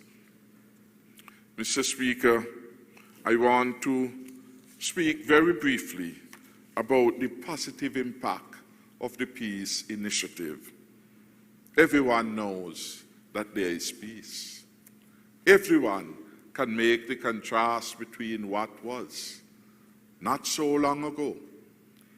In 2011, this country became known as the murder capital of the world with regret. 36 homicides and record. And it took a lot of effort to bring us to a situation where now, perhaps for the first time in a very long time, we will record homicides in our country below double digit. In other words, below 10. For the first time in a very long time, there was a time over at the Strip. You couldn't go. Brutal killings in our country. And as if to demonstrate where we were in 2015, by February we had already 9 homicides by the time the Team Unity administration came to office. That is not so far away, lest we forget. Because peace, like water, we take for granted. Only when there is no water at home we recognize the importance of water to the community. Because we expect these things as regular and routine supplies from our government. So we're not paying attention when there is water, and sometimes that is why we don't conserve water enough. Say it. When there is crime, it becomes the talk. Every day on the radio shows. When you have a drastic reduction, how many of the commentators, how many are paying attention, commending the efforts of our law enforcement officers and the government for excellent delivery in bringing peace to our land? The Peace Initiative was a new innovation which my government brought, and we had the doubting Thomases. But the burden of leading the country rests with the cabinet, and the people expect us to lead them where they must go. And we have said repeatedly, and I for my part as Minister of National Security and Prime Minister says, we cannot put a price tag on the life of any citizen or resident. And the government must always be seen to do all in its power to keep the country safe. Indeed, that is rule one of politics. The most fundamental responsibility of a nation state is to defend its jurisdiction, not necessarily against violent influences coming in, but inside you must be able to maintain calm. If you can't exercise legitimate power and authority in the confines of the jurisdiction, you become a failed state. Everybody have their own militia because the state fails to become relevant in that context. That was what we were becoming. That is why we had to bring this novel intervention to St. Kitts and Nevis. That is why we had to put resources to back it to ensure that we give those who are vulnerable an opportunity for a fresh start. And we are still a long way to go because the Peace Initiative is just about a year or so. Early hour yet. but moving in the right direction. And we want to keep it that way. 2020 would record the least number of gang-related crimes in the country of St. Kitts and Nevis. I want to thank that group. We call them, what was the name we described them as? So Brandy cannot speak, so I'll have to try and remember. But they were basically the early intervention team. They comprise of bankers. They comprise of members of the church. They comprise of guidance counselors out of our school who came forward, and they recognize the deleterious impact of crime and violence in our country. And they say they were prepared to volunteer to go out and speak and meet with the gangs in St. Kitts and Nevis. I want to thank them. Some of them were very terrified. It could not be easy because they were meeting persons, quote unquote, described at risk. Persons who by and large, or already some of them, had difficulties with the law. And imagine the young female guidance counselor going into a particular location with all these quote unquote dreaded men who can do bodily harm, taking a chance to restore peace to our country. We owe them a debt of gratitude. There's still more work. We said that part of the peace initiative is a recognition that there is an alternative pathway, and those who, as it were, have gone off the pathway, by and large, who will take responsibility.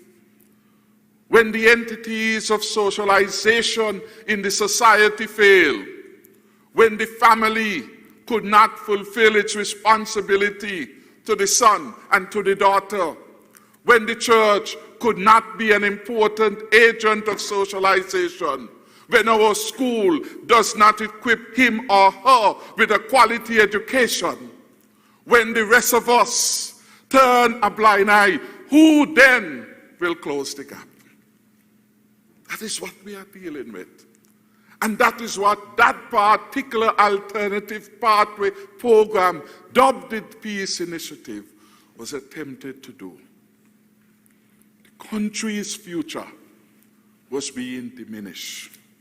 Opportunities for economic engagement were being stymied because crime was out of control. Somebody had to move forward. And a small group of no more than 10. Mental slavery is being worked on. And they have come back with a view to try something new. And some of us never appreciate that. They are our people to carry. As we set to build out a Garden of Eden, we cannot afford as a small country to lose anyone, as we had been losing them to crime and violence in our country. Had it not been for some intervention somewhere, when you see who are the young men and women who had been engaged in that lifestyle, you say it could have been any of us. Any of us, but for the grace of God, but for the intervention of a family member, but for the intervention of a church, and perhaps a Pentecostal church. Alive, man, with a redemption song for our young people. Too many of us at times forget that that road to Damascus has special significance. That on the road to Damascus, there was a revelation. Saul had a moment to become Paul. Pastor Cumberbatch would know that. And Bishop Collins would know that. And many of us would know that. It is the story of the second chance. It is a story that again we can say to our young people, there is a light that can come out of you. And we want to give you a chance, but you also have to take a movement too. And the movement must be, you must bring in your guns and your arms. They have obligations. We are willing to get the supermarket down the road to give you a job. But you have to behave when you reach that particular entity. We are prepared to get a loan for you from the development bank, from a credit union, for you to engage in constructive activity again. Your commitment must be to eschew crime and violence. That is what the peace initiative was and remains. In the next year, of course, we will refine it, having regard to the experience we have had over this short period, to make it a better program. Indeed, Mr. Brandy told me this week, Mr. Brandy is the Commissioner of Police, that he has had calls overseas. People are wanting to do a special program and St. Kitts and Nevis now about how we have been able to reduce crime so dramatically over the last 3 years. 20-odd% reduction year after year. And as we stand here, total major crimes in the country down by 22%. We are not yet out of the woods, because the preference must be for zero homicides. The preference must be that there be no major crime. But then we wouldn't be living in a secular world. We wouldn't be living in any world at all. Because in every society, secular or religious, there will be crime. And the question which the state must ask itself, what is the level of tolerance that we will allow with respect to crimes in the country? And that is what we have determined. We want to keep it very low, where nobody talk about it. Opposition not talk about it. People in the call-in program not talk about it, because it is alive. And people have come rightly to accept the new status, the new environment of peace in the land. That is what has happened. That is part of a major transformation of St. Kitts and Nevis over the last couple of years by the Team Unity administration. And we could talk a lot about this, but Mr. Petty will be concerned if we said nothing about another new initiative, the Explorers Model. As we stand here, the Ministry of National Security has chaperoned the development of a youth group that is also now becoming a best practice for entities at home and abroad. Somewhere in America, Mr. Petty is to go. Rosemary Isles, she wants to go, to be able to explain and for people to draw on the experience of St. Kitts and Nevis in terms of youth interventions as part of a strategy of crime containment and reduction in St. Kitts and Nevis. Mr. Petty, I wouldn't do you justice, because time would not allow us, in terms of what we have been able to do to build out in our community so far. The largest youth group, organized youth group in the country, is the Explorers Youth Group attached to the Ministry of National Security. Over 1,000 plus children involved across the length and breadth of St. Kitts and Nevis. Their role models are the police officers who are leading them, who are engaging their families, who are engaging their communities to ensure that the peace become a long-lived experience for all of us. Resilience of our program is a focus of study, that is the Explorers, at the Northeastern University in Boston and Georgetown University in Washington, D.C. Imagine that. Our small country is engaged in collaborative action with Georgetown University in D.C. and Northeastern University in Boston about a model conceived and developed right here in the context of our determination to wipe out criminal activity, the upsurge that we had in crimes in our country. We want to thank a number of private sector partners for working with national security in general, but more so with the Explorers Group, Ross University, Veterinary Medicine, Sun Island Clothes, Windsor University, Karen's Fabrics have all continued their support, and we want to thank them. And of course, the clergy, the church, has been a significant partner in our efforts to maintain law and order. So we say thank you. The Ministry of National Security will continue to play its vital role in securing the safer and stronger future for St. Kitts and Nevis. Yes, Mr. Speaker, the men and women who serve in the various departments of the ministry have demonstrated their commitment to the job, and they have kept us safe. In 2021, it is proposed that $63.5 million will be allocated to recurrent expenditure. This represents a 5% increase over the 2020 allocation. In addition to the allocation for recurrent programs, the proposed 2021 allocation for capital expenditure is $23.7 million. We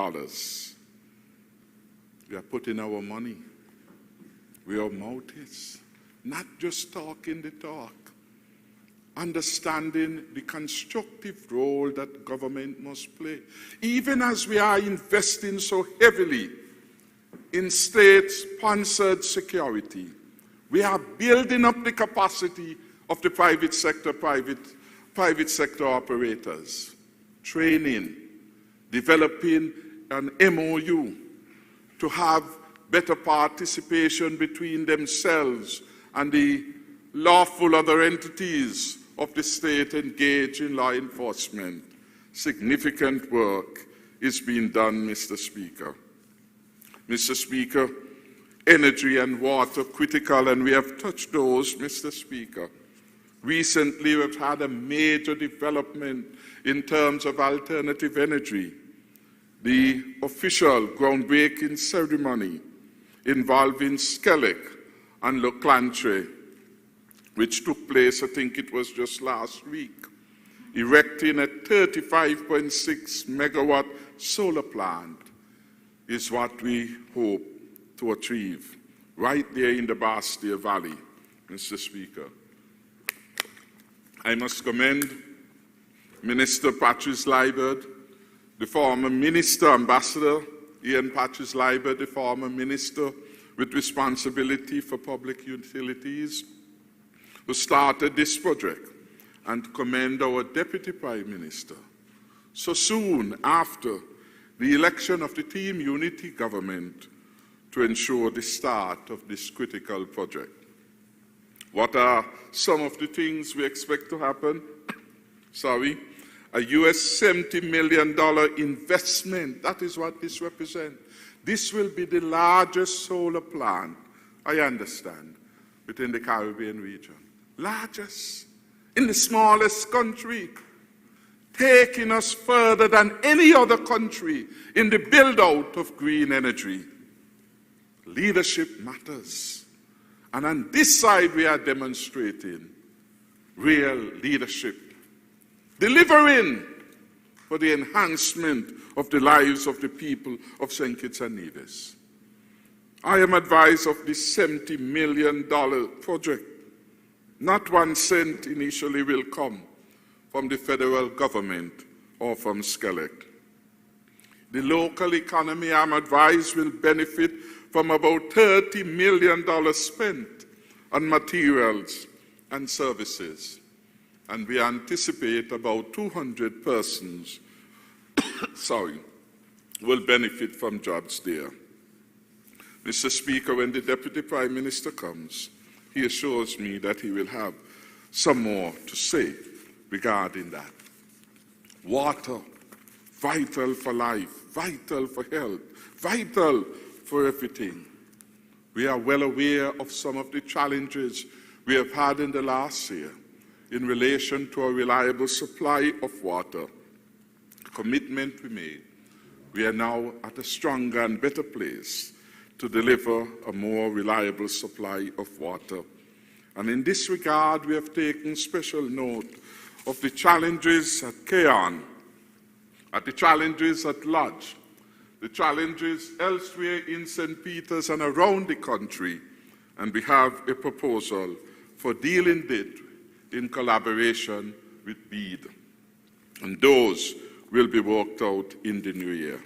So at long last, the perennial problem of an absence, a dearth of water, specifically in Kean, will be handled and would be resolved as part of the legacy of this Team Unity administration. That is a significant development. Since I was a youth attending school at Kean High, water was a problem. When the Accountant General was going there, it was a problem. Perhaps even when Dreen almost got there, it was a problem. So we're talking about a long intergenerational battle of inadequate supplies of water.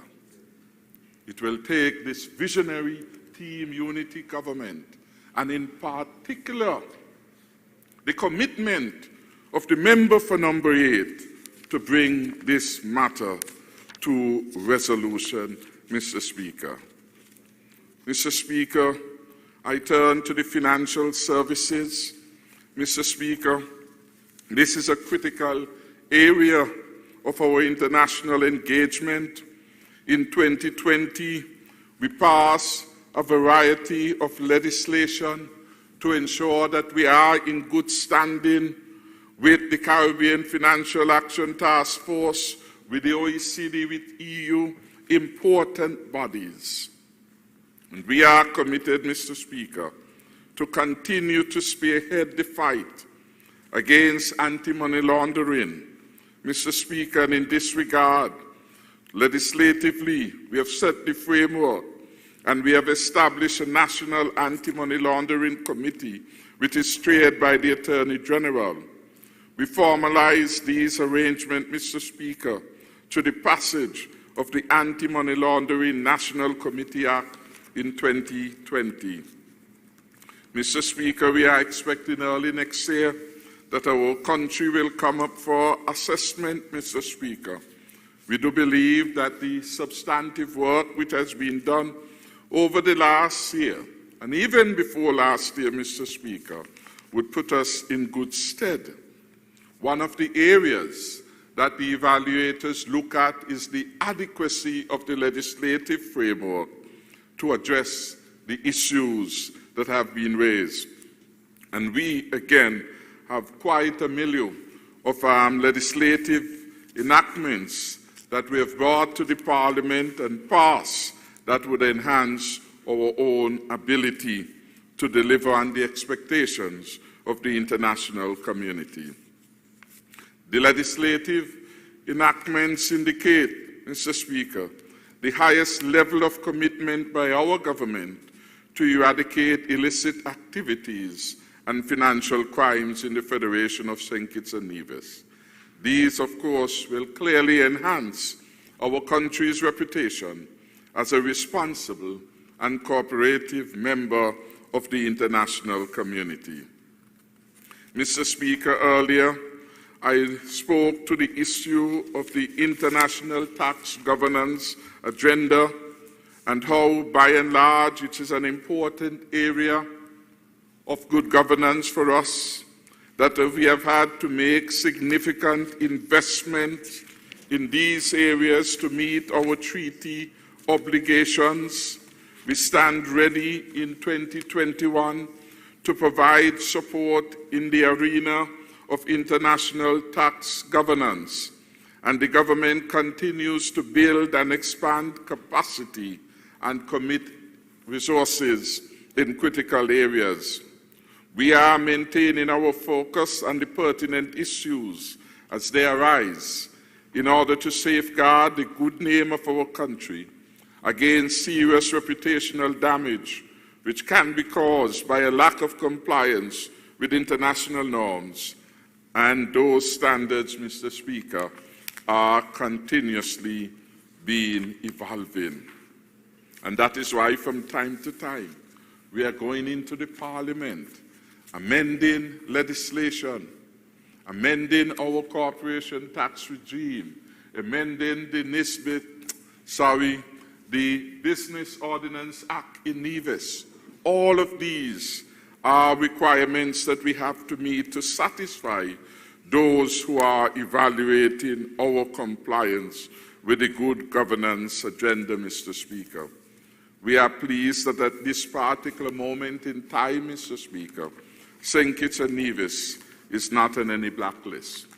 It took a lot of hard work and teamwork, and I want to commend our own Ministry of Finance here, the Financial Secretary, the Deputy Financial Secretary, Mr. Giff, and of course the team from Nevis and the Office of the Attorney General for giving us some strategic support in ensuring that St. Kitts and Nevis is removed from any lists with a derogatory connotation regarding our standing in the international community. And so, Mr. Speaker, I now turn to our medium-term fiscal outlook. Mr. Speaker, the fiscal surpluses that have been achieved under the watch of the Team Unity administration speak volumes for our government's ability to properly manage the financial affairs of our country. It was the accumulation of those surpluses that enabled us to withstand the devastating impact of the COVID-19 pandemic thus far and provide a well-needed financial support to so many households and businesses over the past months without having to resort to borrowing up to this point in time. The emergence of the COVID-19 pandemic significantly impacted our revenue collections on account of the downturn in economic activity. Additionally, the various forms of tax relief that were granted as part of the economic stimulus package also reduced the government inflows. The situation was further compounded by the incurrence of unforeseen expenditure that was related to the government response to the pandemic. Consequences of the foregoing is that for 2020, the projected financial outcomes are for an overall deficit of $71.4 million, a primary deficit of $51.8 million, and a recurrent account surplus of $31.4 million. Mr. Speaker, we were prudent in our actions, but very mindful that we had a duty as a government to protect our citizens and our residents during this health pandemic. A duty, Mr. Speaker, which we took very seriously. A significant amount of money was therefore expended, among other things, to buy ventilators, personal protective equipment, and also to recruit medical practitioners with the requisite expertise to safeguard the lives and health of our people. This, of course, was in keeping with our Life First strategy. Save lives so that we can then rebuild our country better and stronger. Mr. Speaker, the Team Unity government will make every effort to ensure that our beloved country recovers from the pandemic.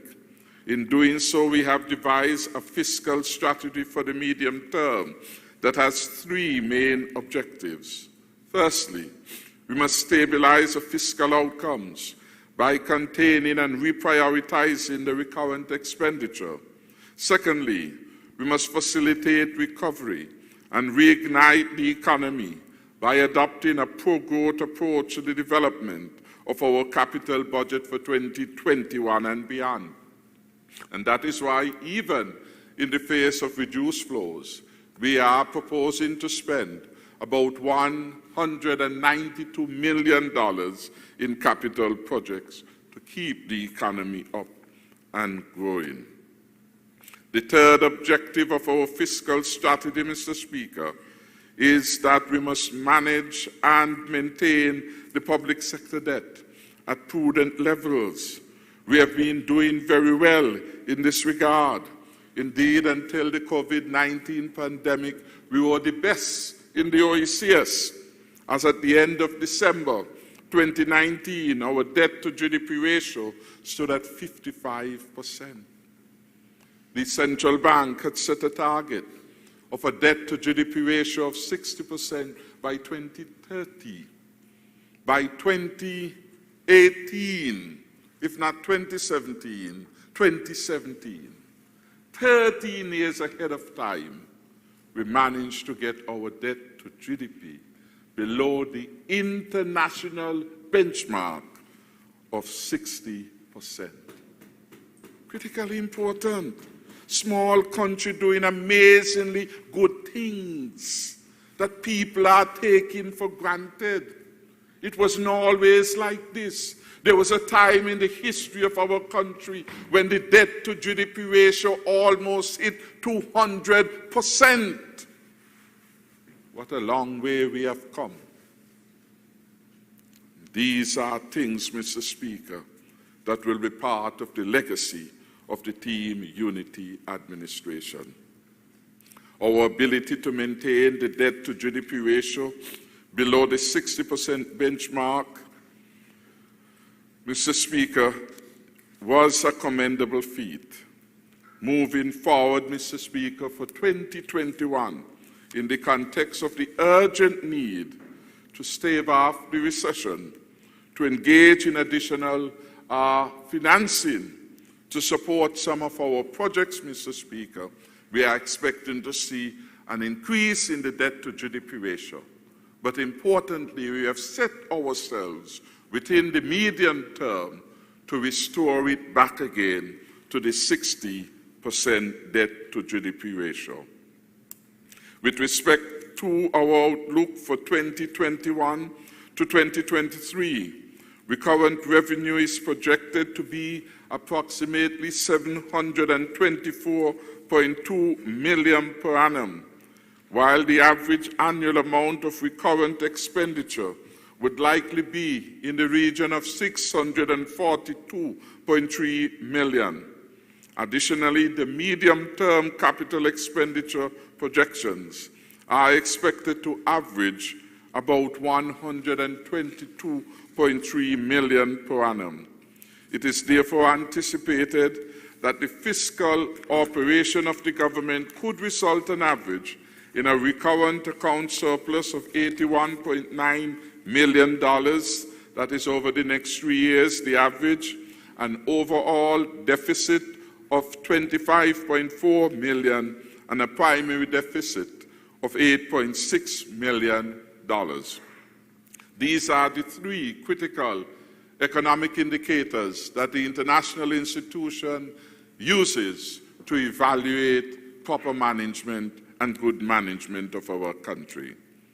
Based on these projections, Mr. Speaker, it is likely that the potential impact of the pandemic would require the government to borrow in order for us to achieve our development objectives for 2021 and for the short, medium term. The contracting of new debt, coupled with the general downturn in the economic activity around the world, and here in St. Kitts and Nevis, we spent time discussing that, would likely result in the debt to GDP ratio rising to about 69.7% in 2020, then declining in 2021 to 65.4%, and then back to 60% in 2023. So we have a plan that will get us there. This is an emergency. This is more than an emergency. This is a pandemic. And the wisdom is that we must spend quickly rather than go to it in a peaceful way. We must spend now, because the quicker we get ourselves out of the recession, the better it will be. And then, once we borrow, we must be in a position to pay. And we will not undertake any debt.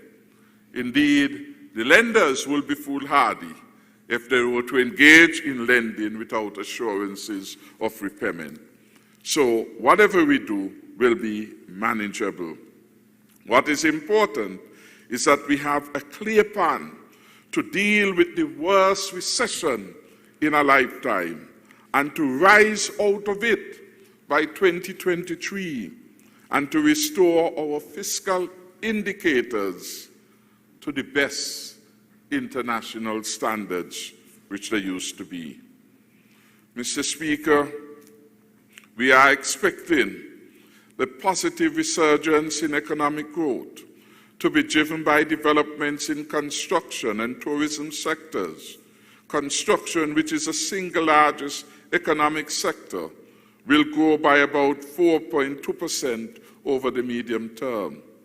Construction is expected to resume on a number of hotel projects. We identified them before, including Hillsborough Residences, Ramada Inn, Seaview Garden Hotel. And of course, we are going to have construction activity, which we referred to earlier, on our Island Main Road and the housing developments which will take place. At the end of October, Mr. Speaker, we opened our borders fully. The borders were open in a restrictive way under the state of emergency. And I recall it was right here, perhaps in this ballroom, but from this hotel, where we launched our virtual campaign that I had to repeat every night, a line to help our people. The borders are closed for health reasons. Borders are closed for health reasons, Mr. Speaker. We have now reopened at this particular time. And since the opening, Mr. Speaker, at the end of October, we have seen the resumption of commercial flights, including American Airlines, Seabourn, Winair, and Liat. On account of these activities, the sector is expected to rebound in 2021 with a projected growth of 8.1% and an average growth of 6.4% over the medium term. This is something that I'm sure all whose livelihood are dependent on the tourism sector would appreciate. We spoke earlier about the interventions and support we will give to the yachting sector, to the build-out of our health tourism and other areas. Mr. Speaker, we are expecting in 21, as a result of the significant investment and support, to see a rebound in manufacturing and agriculture. The manufacturing sector is projected to grow by 7.2%, and agriculture will grow by 6.4%. Mr. Speaker, the costs of responding to the challenges caused by the pandemic have been significant. We have had to spend what we did not anticipate we would spend at the beginning of the year. And these expenditures were, of course, necessary and urgent if we were to fight and defeat the pandemic.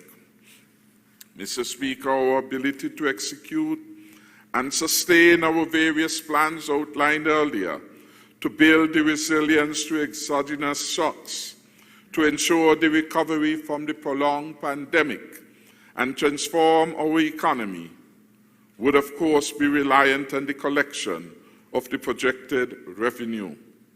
In formulating our projections of revenue, we spent a lot of time earlier speaking to the capital side and the recurrent side of the budget in terms of expenditure.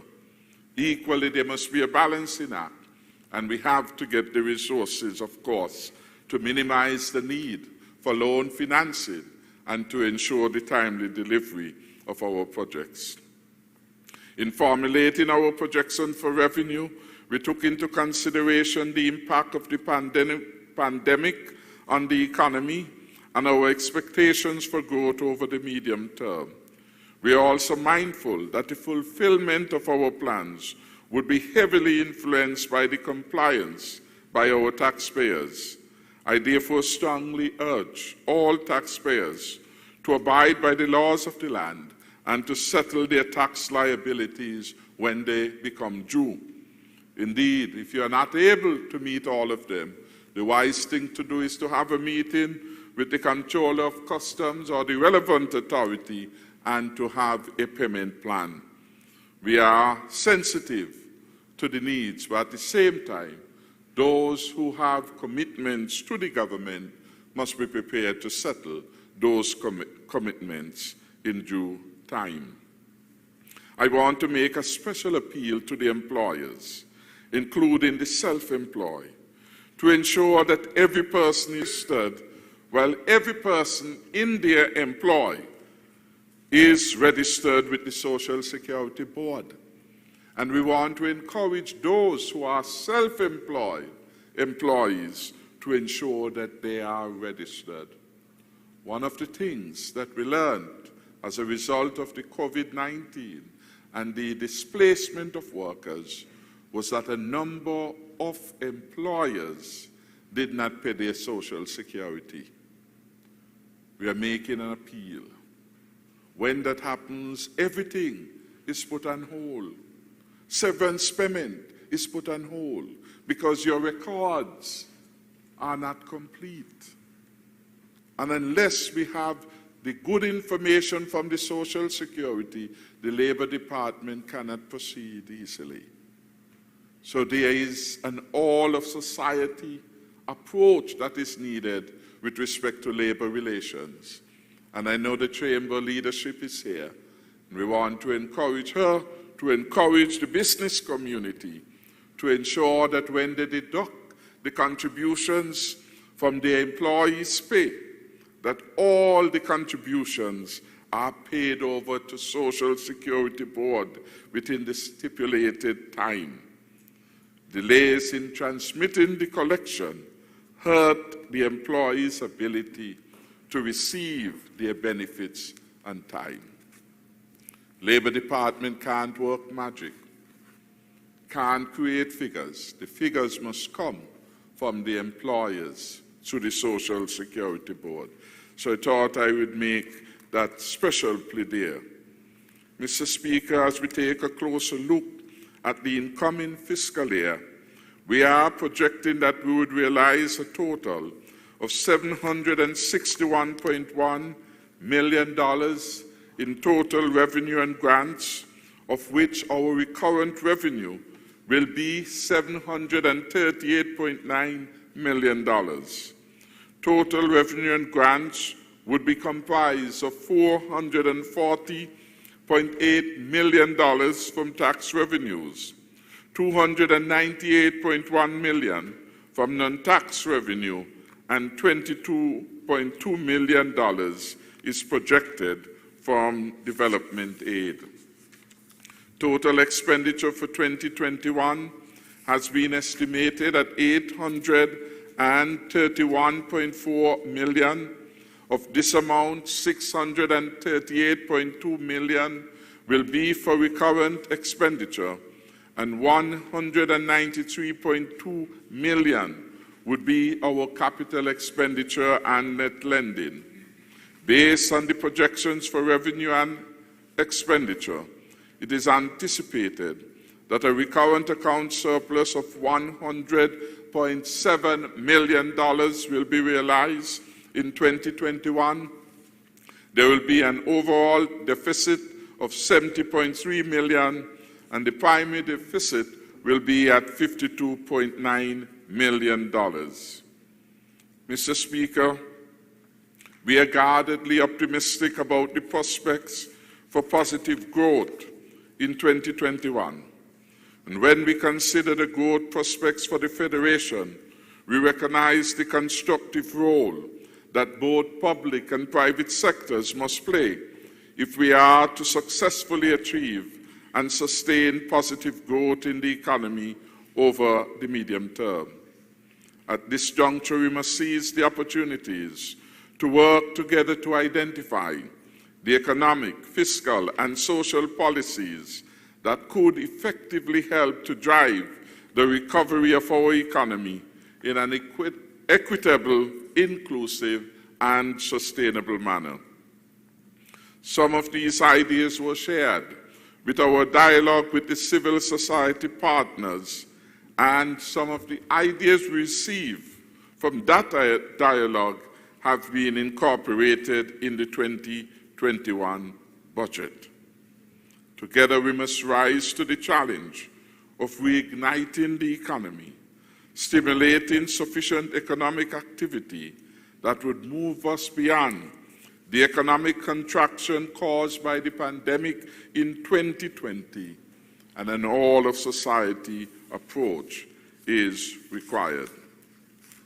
Mr. Speaker, in our efforts to help stimulate the recovery and to further minimize the impact of the pandemic on the economy, we are proposing an investment of $192.7 million in the capital projects. A substantial portion of these, I've outlined, will be going into construction. In addition to this, Mr. Speaker, the government would extend the period for the implementation of certain critical elements of the stimulus package, until June 2021. I want to repeat this. The government is proposing that for 2021, we are going to extend certain elements of the 2020 stimulus package. These are the areas for which we will provide relief and incentivize the economy further.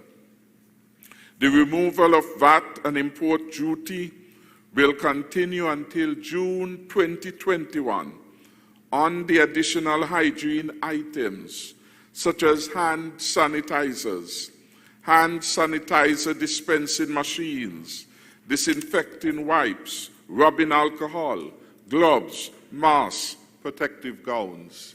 These you would recognize are essential in the fight to defeat COVID-19. We had, as part of our stimulus package, extended relief by removing VAT and import duty from these items. We are proposing that this removal will continue up to the middle of 2021, when they will be further reviewed. The removal of import duty and customs service charge until June 2021 on vegetables, fruits, fruit juices, cough and cold preparations.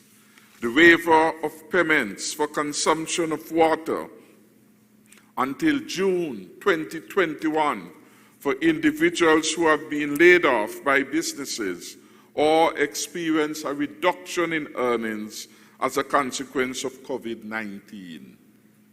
Again, if you are a victim of the COVID-19, you no longer have a job. You used to work at Marriott. We could establish a causal relationship between your lack of earnings and the COVID-19.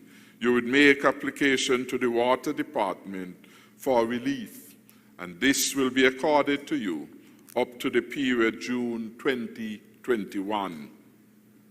There will be a 24% reduction of the corporate tax rate from 33% to 25% from now until June 2021 for businesses that retain at least 75% of their employees. This again is an extension of one of the positive interventions we make to help businesses at this particular moment of difficulty.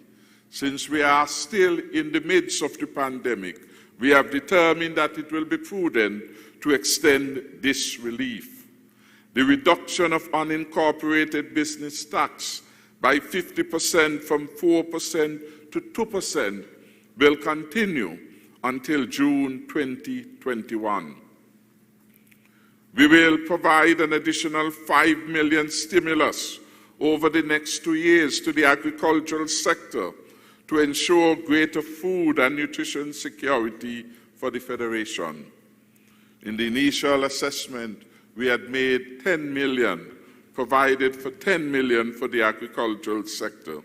And we are planning now over the next 2 years to provide $5 million as additional stimulus. That is separate and apart from the normal budgetary allocations.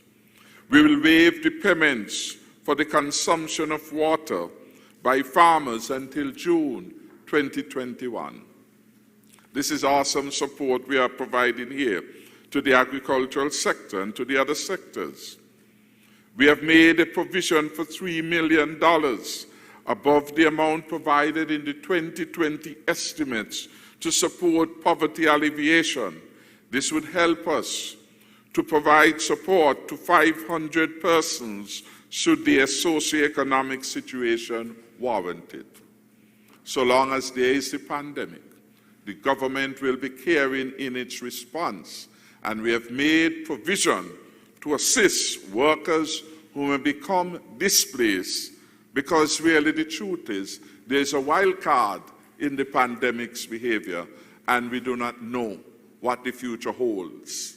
The scientists, the doctors, they are learning as they go, because the pandemic really is still very young. It's had a very short period, and so all of the facts and the science is not yet readily available.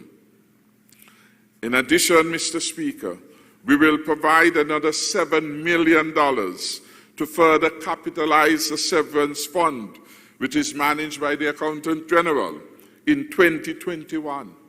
We are doing this basically to ensure that persons will be able to get their severance claims settled. Of course, the settlement of it, I repeat, is dependent upon the employer submitting the required information to the Social Security Department, because we have to be able to compute, for example, how long you have been working, your earnings, etc., over the time you would have indicated on your application form.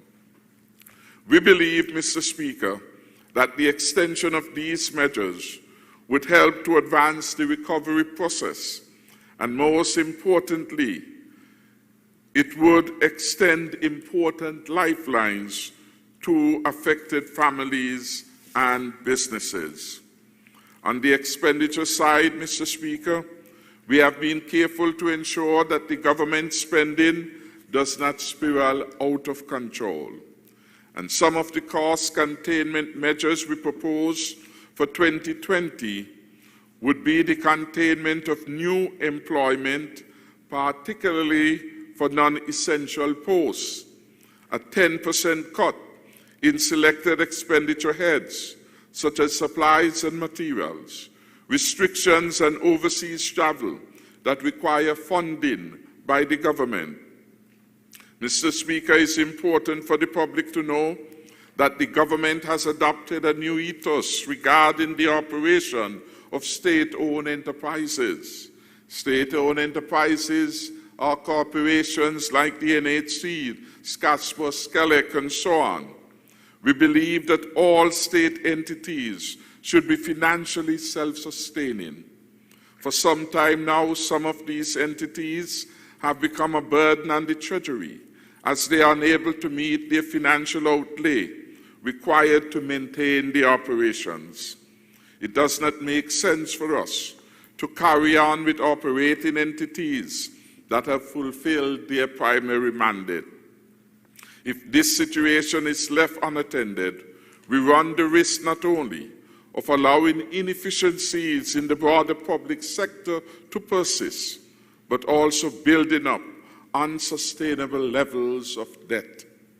The fundamental position of the government is that the operations of failing state-owned entities would be evaluated and a determination made in respect of closure, rationalization, or amalgamation.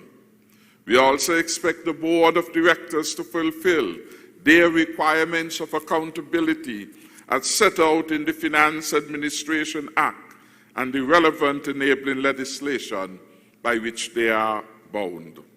A new era of discipline is being encouraged. Mr. Speaker, the good news is that the Team Unity administration has been careful over the last 5 years not to impose any new taxes on the people of this federation. This is a remarkable feat. For 5 years in a row, my government would have managed this country, fulfilling our mandates and increasing the range of support to the social sectors, including education, health, national security, the poor and indigent, our women-headed households, and at-risk groups. We have done all these things and more without adding one new tax. Indeed, far from adding new taxes, we have been subtracting, reducing, and removing extant taxes. For example, we removed the onerous VAT from food, medicine, and educational supplies in 2015. You have heard in this budget what we propose to do with respect to personal protective equipment, removing VAT and duty. In 2021 budget, we have extended the reduction and the applicable rate of corporate income tax and unincorporated tax, reducing them by a significant 24% and 50% respectively. This, of course, will make St. Kitts and Nevis the country with the lowest corporate taxes in the region, at least within the OECS. At a time when we could reasonably be asking for shared sacrifices for the greater collective national good by imposing new taxes as some countries have done, my government prefers to waive them or waive some of them, apply moratoria and reduce others, all to help our people and registered businesses successfully overcome the challenges of COVID-19. We are, however, considering the update of a number of existing fee structures for government services, most of which have not been changed in many years. Further, consistent with our efforts to address the prevalence of non-communicable diseases, NCDs in the Federation, we will carry out the necessary research to determine whether the timing is right for an increase in the excise tax on alcohol and tobacco products. Such legislative enactments have already been adopted in some CARICOM member states like Grenada and Barbados. The government, of course, must use all measures at its disposal to spare persons and our country from the harmful effects of their actions, and in particular, on the healthcare systems of our country. NCDs are the most serious burden now on our health system, and lifestyle changes are necessary. We have to make shifts in what we eat, eating more nutritious, more healthy meals, buying local, eating local, drinking local, and of course we have to reduce our intake of drugs. And part of the responsibility of the government will be to help urge these lifestyle changes by legislative and other public education policies. That is why a few years ago we launched the St. Kitts Move and the Nevis Move to again encourage our people into the beneficial knowledge of the beneficial effects of physical activity in the fight against NCDs. And I want to thank the PS of Health for leading that particular initiative. Mr. Speaker, a new and emerging area of focus for the government will be the build-out of the medicinal cannabis industry. Earlier this year, the pertinent legislation, the Cannabis Act number 8 of 2020, was passed in the Honorable House. We therefore intend to take additional steps to advance the development of this industry. One important step planned for 2021 is the appointment of suitably qualified persons to serve on this authority. The primary function of this new body would be to regulate, monitor, and control the cultivation, supply, possession, production, and use of cannabis and for related matters. It also provides for the lawful access of medicinal cannabis as an alternative treatment for persons who are suffering from a qualifying medical condition and for a comprehensive licensing scheme. We are convinced that our people, particularly our small entrepreneurs and farmers, could benefit from the development of the local industry here in the Federation. Several direct and indirect benefits are apparent in this new area. We will identify suitable lands for allocation for marijuana crop farmers, the various types of licenses to be issued, and the cost of same will be determined after consultations and in conjunction with the Board of Directors that is provided for in the current legislation. My government will ensure that the people of St. Kitts and Nevis benefit from this industry. And I want at this point to record appreciation to the National Marijuana Commission that did the first set of work. This was headed by Dr. Hazel Laws, our CMO. And then we had the Core Implementation Cannabis Committee, which was headed by Dr. Wycliffe Baird. We thank them all. Mr. Speaker, given the grave circumstances across the globe, our country has fared well relatively. The global and national challenges have revealed that notwithstanding our achievements, there remain considerable work to be done.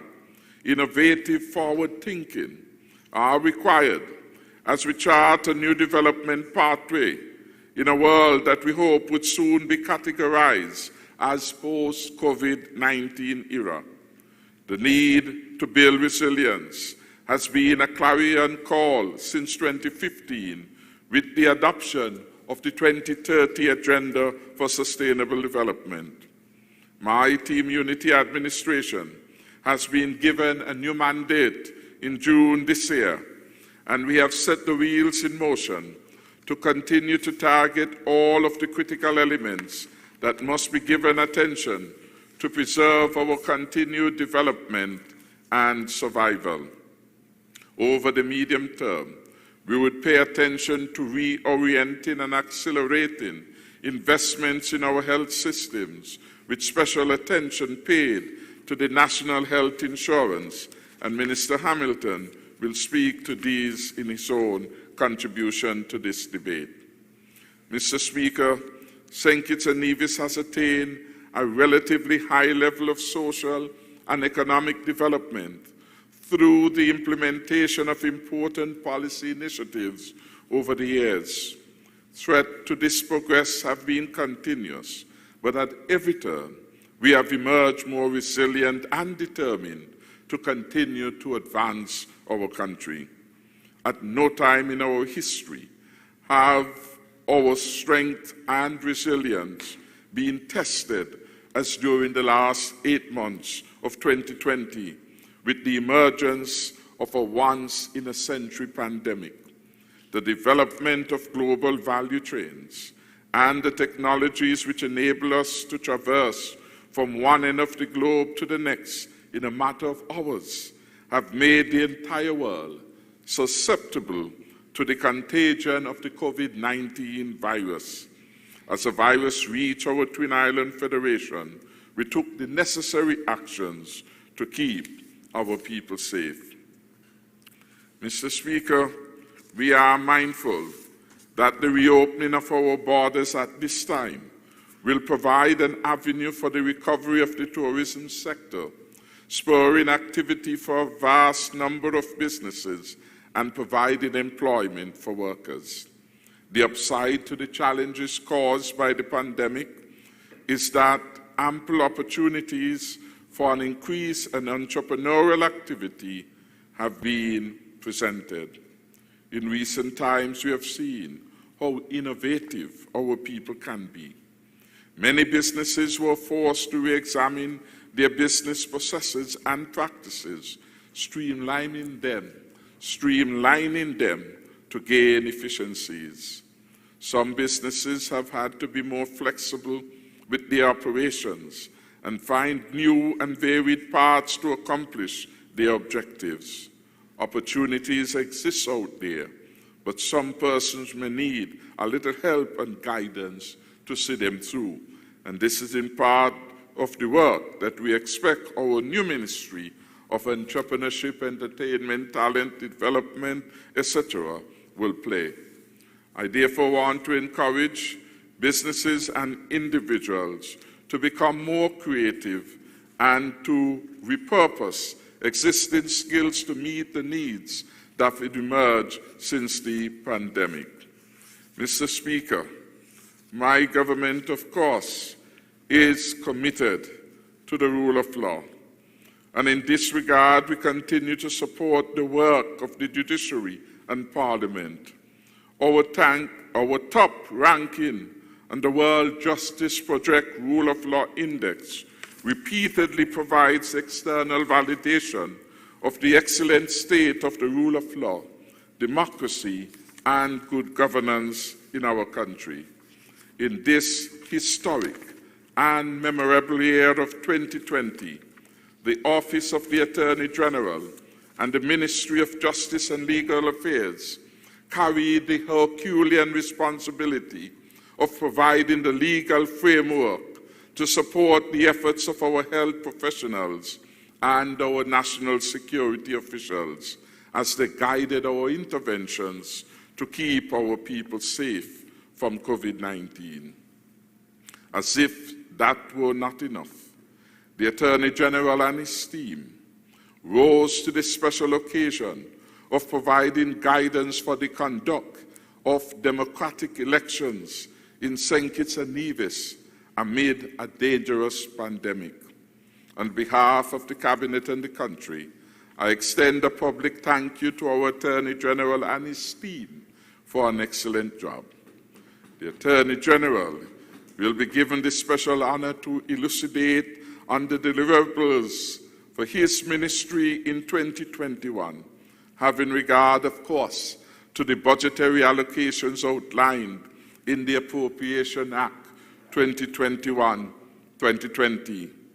Of course, Mr. Speaker, this special privilege will be accorded to all ministers who are expected to report and account for the sums allocated to the subjects under their portfolio in the estimates which have been approved by the Honorable House. In closing, I take this opportunity to thank the staff of the Ministry of Finance, and we have here the Financial Secretary, Mrs. Hilary Hazel, the Deputy Financial Secretary, Mrs. Sylvia Gums, our Accountant General, Mr. Levi Bratcher. I see Mr. Edward Giff, our Controller of Customs. I'm sure Mr. Butler, our Controller of Edward Giff is Inland Revenue, and Mr. Butler is our Controller of Customs. They are part of the revenue collection machinery. I want to salute all of them, and of course the entire body of public servants who are here, our PSs, etc. Their collective work led to the finalization of the 2021 budget. It was a challenging experience, Mr. Speaker, in the context of a pandemic that is shifting, that is evolving so rapidly, for the technocrats within the government to be able to come together and to deliver a budget that makes sense for the country. a government that preserves and consecrates the future for St. Kitts and Nevis, a budget that supports the poor and the indigent, a budget that brings relief to the private sector and to all our citizens. Mr. Speaker, I want to thank a few other persons before closing. I want to thank the government printry for their commitment and dedication in this exercise. They perhaps are the least known of the entities involved in the production of the material for the budget. Without their hard work, we would not be able to get copies of the various reports which were laid today. So I want to let them know that we appreciate their efforts on this critical statement of public accountability. Indeed, Mr. Speaker, I say a hearty thank you to all public servants for their support, their hard work, and their contribution to the success of the Team Unity administration and, by extension, our beloved country.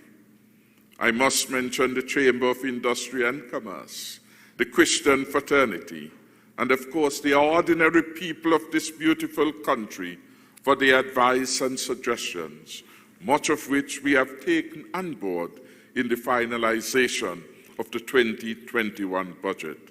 It is my view, Mr. Speaker, that this budget, in keeping with our mandate, brings a stronger and safer future closer to reality. Accordingly, Mr. Speaker, I so move its approval. I thank you.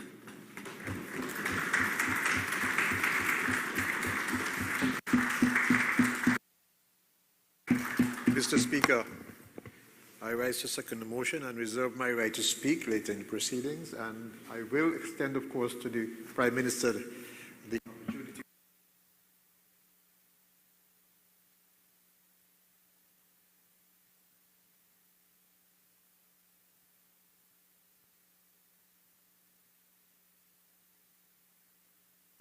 The Prime Minister has indicated tomorrow at 10, so we expect the Leader of the Opposition to continue tomorrow at 10.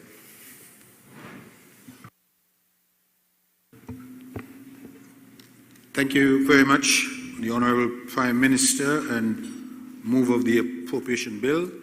And thank you, Honourable Leader of Government Business, for seconding the second reading of the bill. With respect to tomorrow's proceedings, let me indicate that we will continue tomorrow at the National Assembly Chambers, Church Street, Bastille, for the rest of the sitting. With respect to tomorrow, and in accordance with the rules of the House, I note you would have said that the Leader of the Opposition would present, but according to the rules, it's the, right, any member from the, or the first member on the opposition side responding will have equal time in which to respond to the budget speech. So I'm not sure if we'll have a surprise tomorrow, but that's just a little, something for us to be, I guess, a bit jovial about.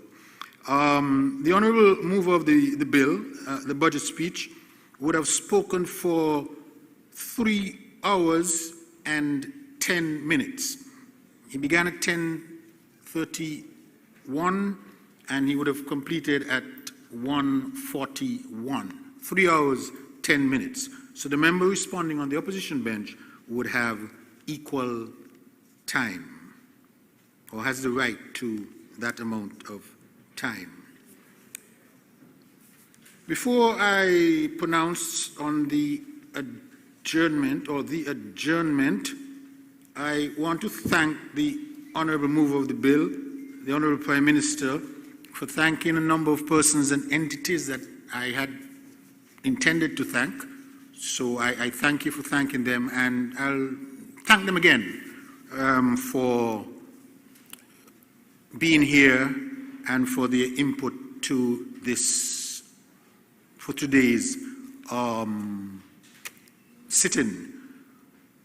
In addition to those who would have been thanked before, permit me, honourable members, persons in the gallery, those listening, to say special thanks to Clerk Boddy Thompson and Deputy Clerk Trevelyan Stapleton for spearheading once again this effort for us to be here at the Marriott in terms of the administrative arrangements.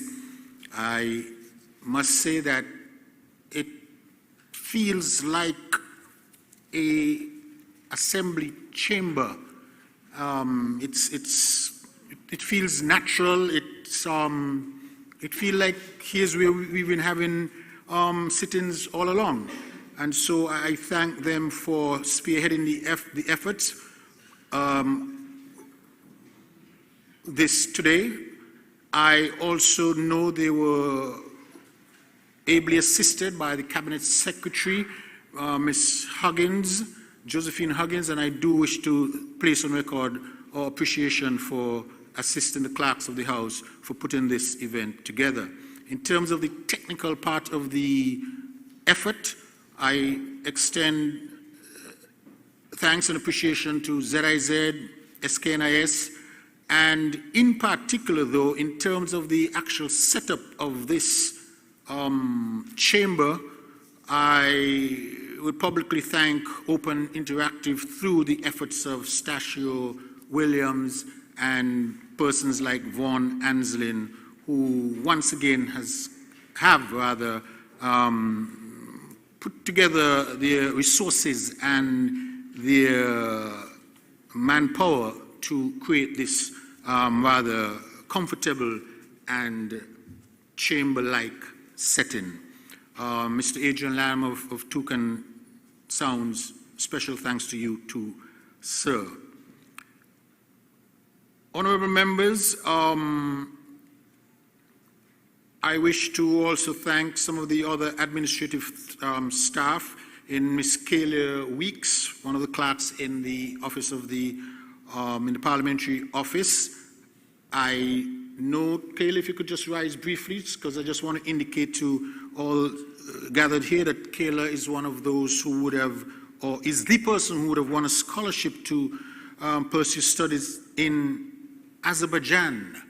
And I want to congratulate her. And the reason why I've asked her to stand is to be recognized, and so that the other youths of our country could appreciate that there are opportunities out there in distant lands that they too should seek to take advantage of. Thank you, and all the best in your future endeavors, Kayla. I thank the stenographer, Ms. Sylvia Gums, who is seated at my right here.